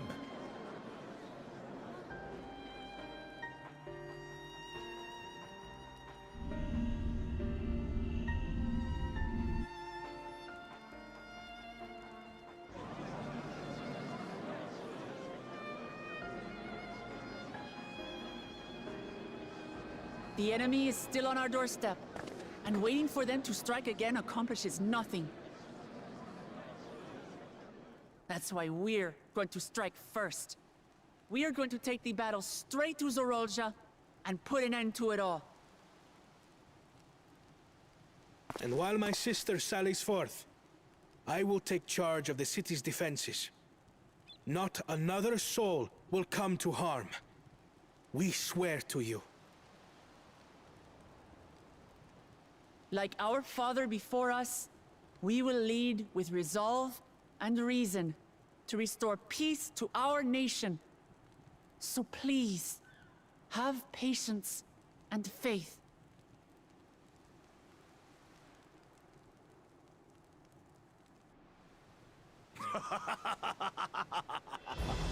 So the resolve goes on the attack, while reason shores up the defenses.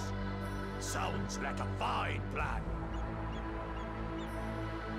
Needless to say, you can count on my sword. Duran's my home, and I'll do my part for it. Hear, hear, brother. That makes two of us. Was that two of we? Never mind that. What of the rest of you? Will you let others do the work? Or will you do your part and fight? We fight! We fight! We're two Leolans because we're united! We'll stand with you and weather this storm! He's right. This is our nation, and it falls to us to protect it. We'll fight too! For Tuliola! Me too! Me too! We're all together in this!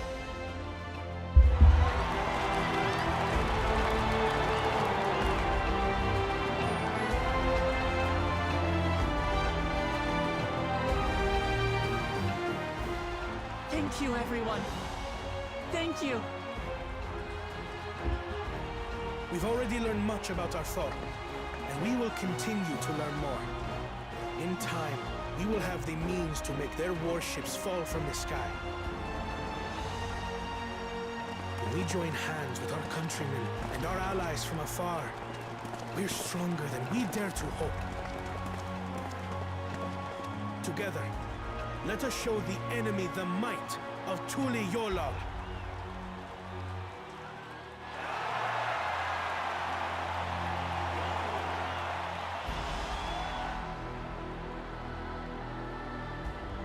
You are the beating heart of our nation, each and every one of you.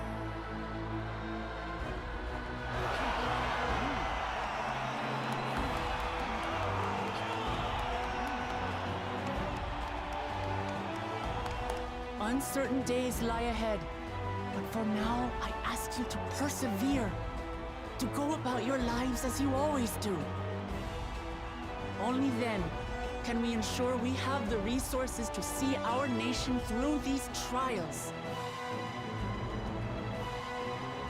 And when the time comes, we will strike.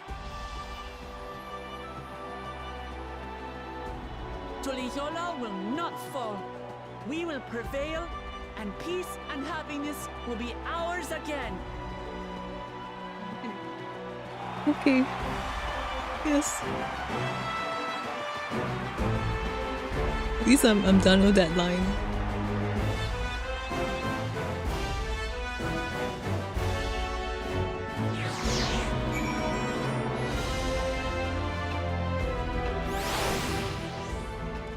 Okay. Let's see comments for this scene. Yeah, you guys have the same comment, right, on the fist close-up. To express anger or disappointment. Yeah, on a point on the voice, I thought they didn't seem to be talking in a louder volume, like addressing the crowd, which was the same for when they succeeded the throne. Just a little weird.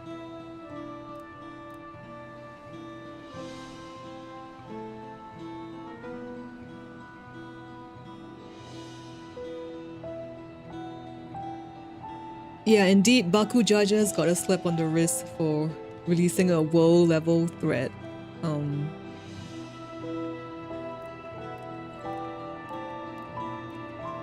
Yeah, but now that I think about it, it's like the Vali Gamada was supposed to be such a big threat, right? But we dealt with him so swiftly.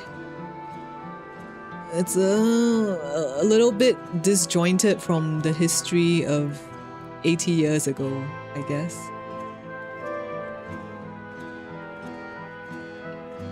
Like, it just feels very like the ARR primals, but that's fine, right? Because the primals get summoned by crystals, we defeat them, they come back, that's why it's fine.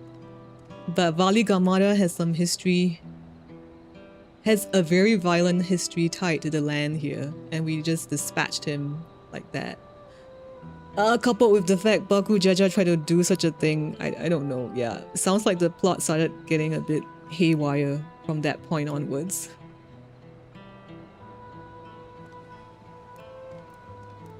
Yeah, I totally agree that they should have more oomph in their voice when addressing the people.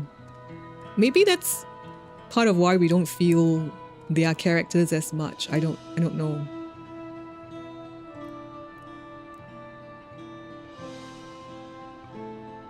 Wait, what did I say? What did I say? Shit, I wasn't following chat. You guys are.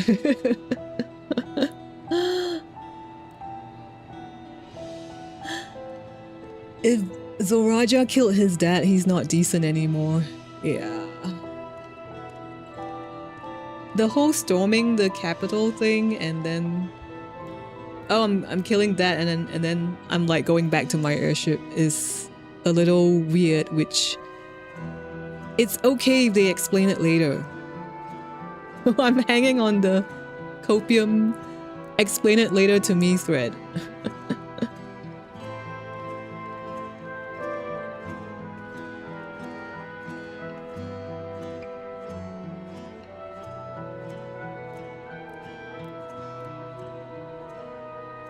Yeah, Vali Gamada is an auspice. So, yeah, in fact, for the storm, is it the Stormblood one? Suzaku, the turtle, the phoenix, the snake. Even that had like an entire, very long side quest to it, if I recall. Today's a heavy day. Like, it might be the start of the first stream where I don't like Dawntrail that much.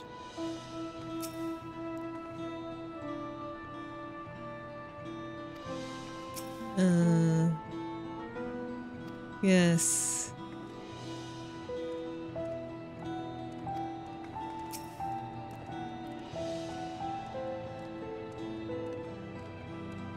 That was a rousing speech, was it not? Says Elfie not. Yeah, the auspices from Stormblood were much more fleshed out. Yeah, I feel like Vali Gamada seems to have been, you know, done badly. Especially they've like put marks of him on the map, like his fire and all that.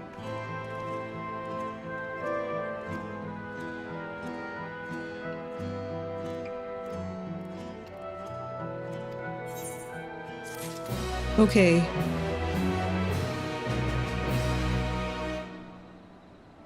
In truth, Vali Gamada's design was too good to be a one-off thing. Yeah, I agree with that. I feel like there should have been more story or more lore around him instead of to be done so quickly, I think. I mean, the build-up was quite good though. Like, oh, the ice melted. How did it melt? And it was true. Bakujaja, he casted some magic with both reason and resolve at the same time. That was the only way to melt the ice. That was good, but after that, he's just gone. Yeah, and I think I'm gonna stop here for today because I feel quite sick in my stomach. I don't know if that's what you mean, you know, King Mog. The light fading from my eyes. Maybe. Maybe.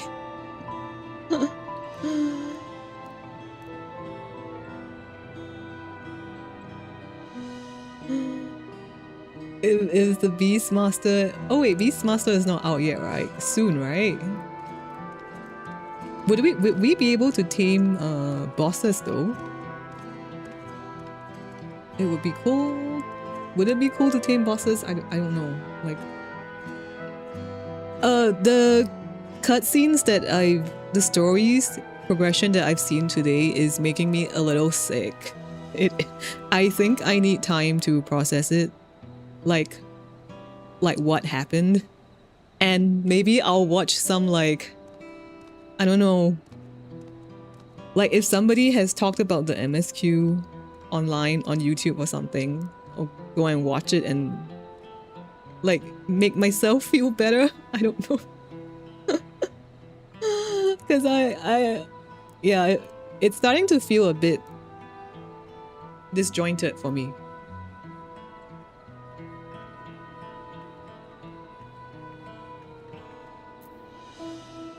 Right, yeah, sure. Send me some videos of people talking about the MSQ, but I don't want the bashing ones. I want the ones where they genuinely like talk about, maybe analyze or talk about how they felt about how things happened.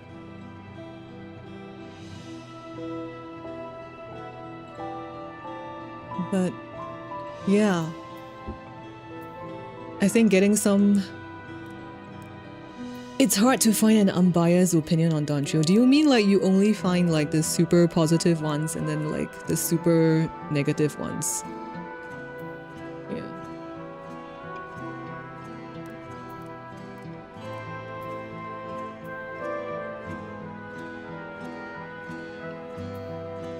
Objectively poor in some aspects. Yeah, I think there were like a few rounds, maybe two rounds of us going around the city telling people to, hey, come and attend this talk.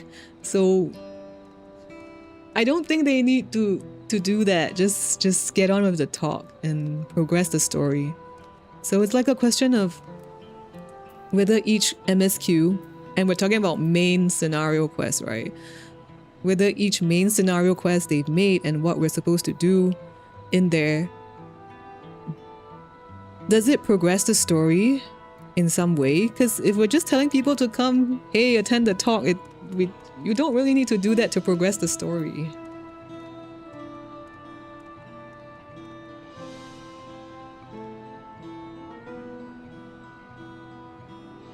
Right, if I want to know, the only important plot thread is the nature of the memory and the soul. Oh, which Pandemonium touched on a bit as well, although not really in depth. Yeah, and the key, they can make us travel between reflections, but that's all in the later patches, right? I'm at like... Oh, what quest is this? Level 96, how much more?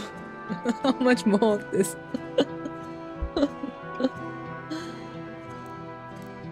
Oh, well, okay, so there's one by Preach Gaming and he has children, so he can put his perspective as a father into the game. Yeah, that would be great. Yeah, because one of my theories of why Dawntrail wasn't so well received by the player base was that the themes are a little bit mature, such as parent-child relationship. But I mean, it just seems like they've butchered it now. There's nothing mature about it, so I'm not sure anymore about that theory.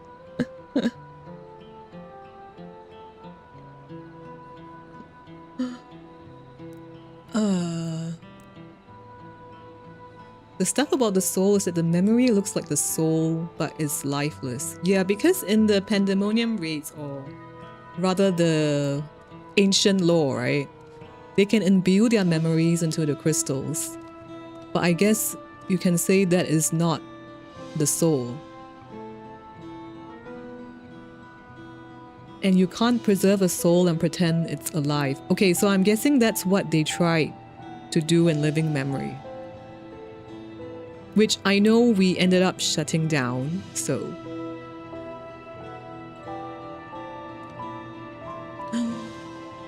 Yeah, I wouldn't say that the writer had no family or friends, but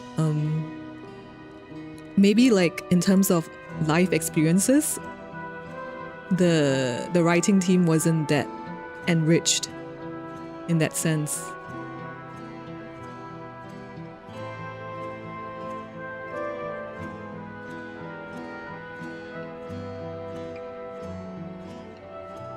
Yeah, I can't remember if Banri Oda is a writer as well.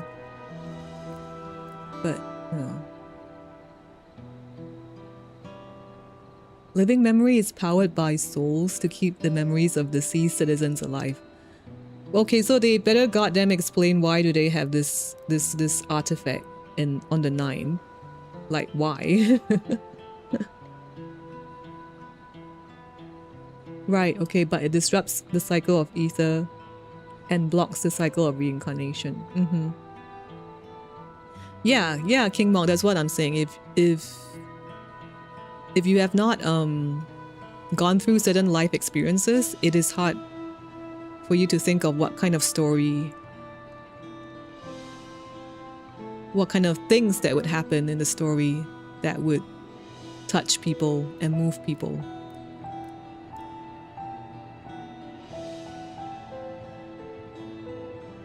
I mean, I don't know if it's true, but it's just my opinion. I did watch animes in the past, and it may be a nostalgia thing as well. I very much prefer the animes that came out of Japan in the past, like Evangelion, Ghost in the Shell, Cowboy Bebop.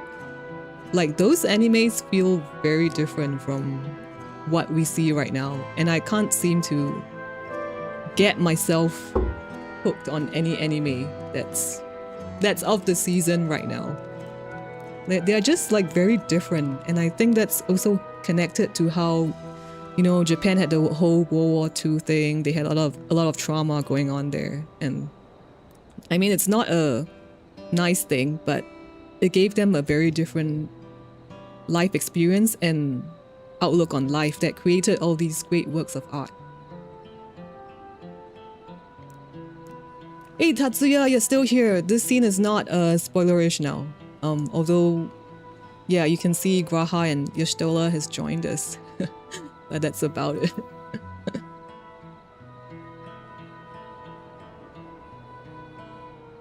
Okay, the 9 was being ravaged by lightning and they wanted a way to preserve what was left. Okay. It's a little sad, right? Because I think they were originally from the source. They opened the gate to the 9. The Lalafels from Alo Alo Island. To escape the ice calamity. And then they got to the 9 and then they got ravaged by lightning. It's they should buy lottery. Maybe they might strike.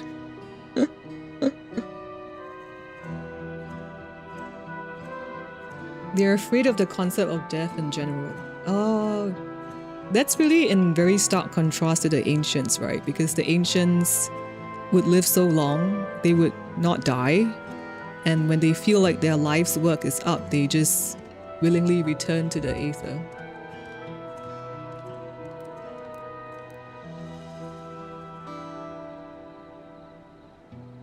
The regulators erases a person's existence when they die. Okay. I saw that being used in raids and they made like merch out of it. We'll see if I like that. Oh. So they'll never know when someone they know died. They just forget their existence.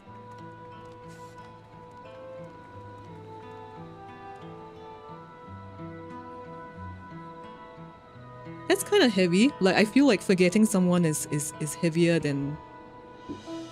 Okay, I don't know. But I wouldn't want to forget someone just because they are not around anymore. Okay, it's too much. It's too much for me to process. I cannot. Like, I need to...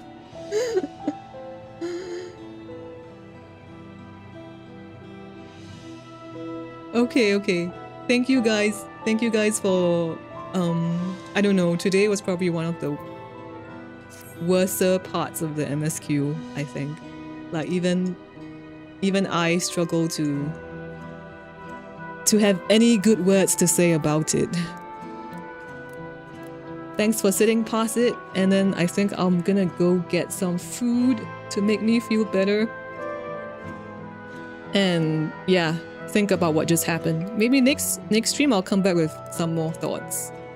Yeah, thanks for sticking around. And yes, follow my socials if you want to know when the next stream is. I think, yeah. And have a good one. Have a good night. It's probably pretty late for those in America. See you guys in the next one. Yeah, thanks. Thanks for hanging around.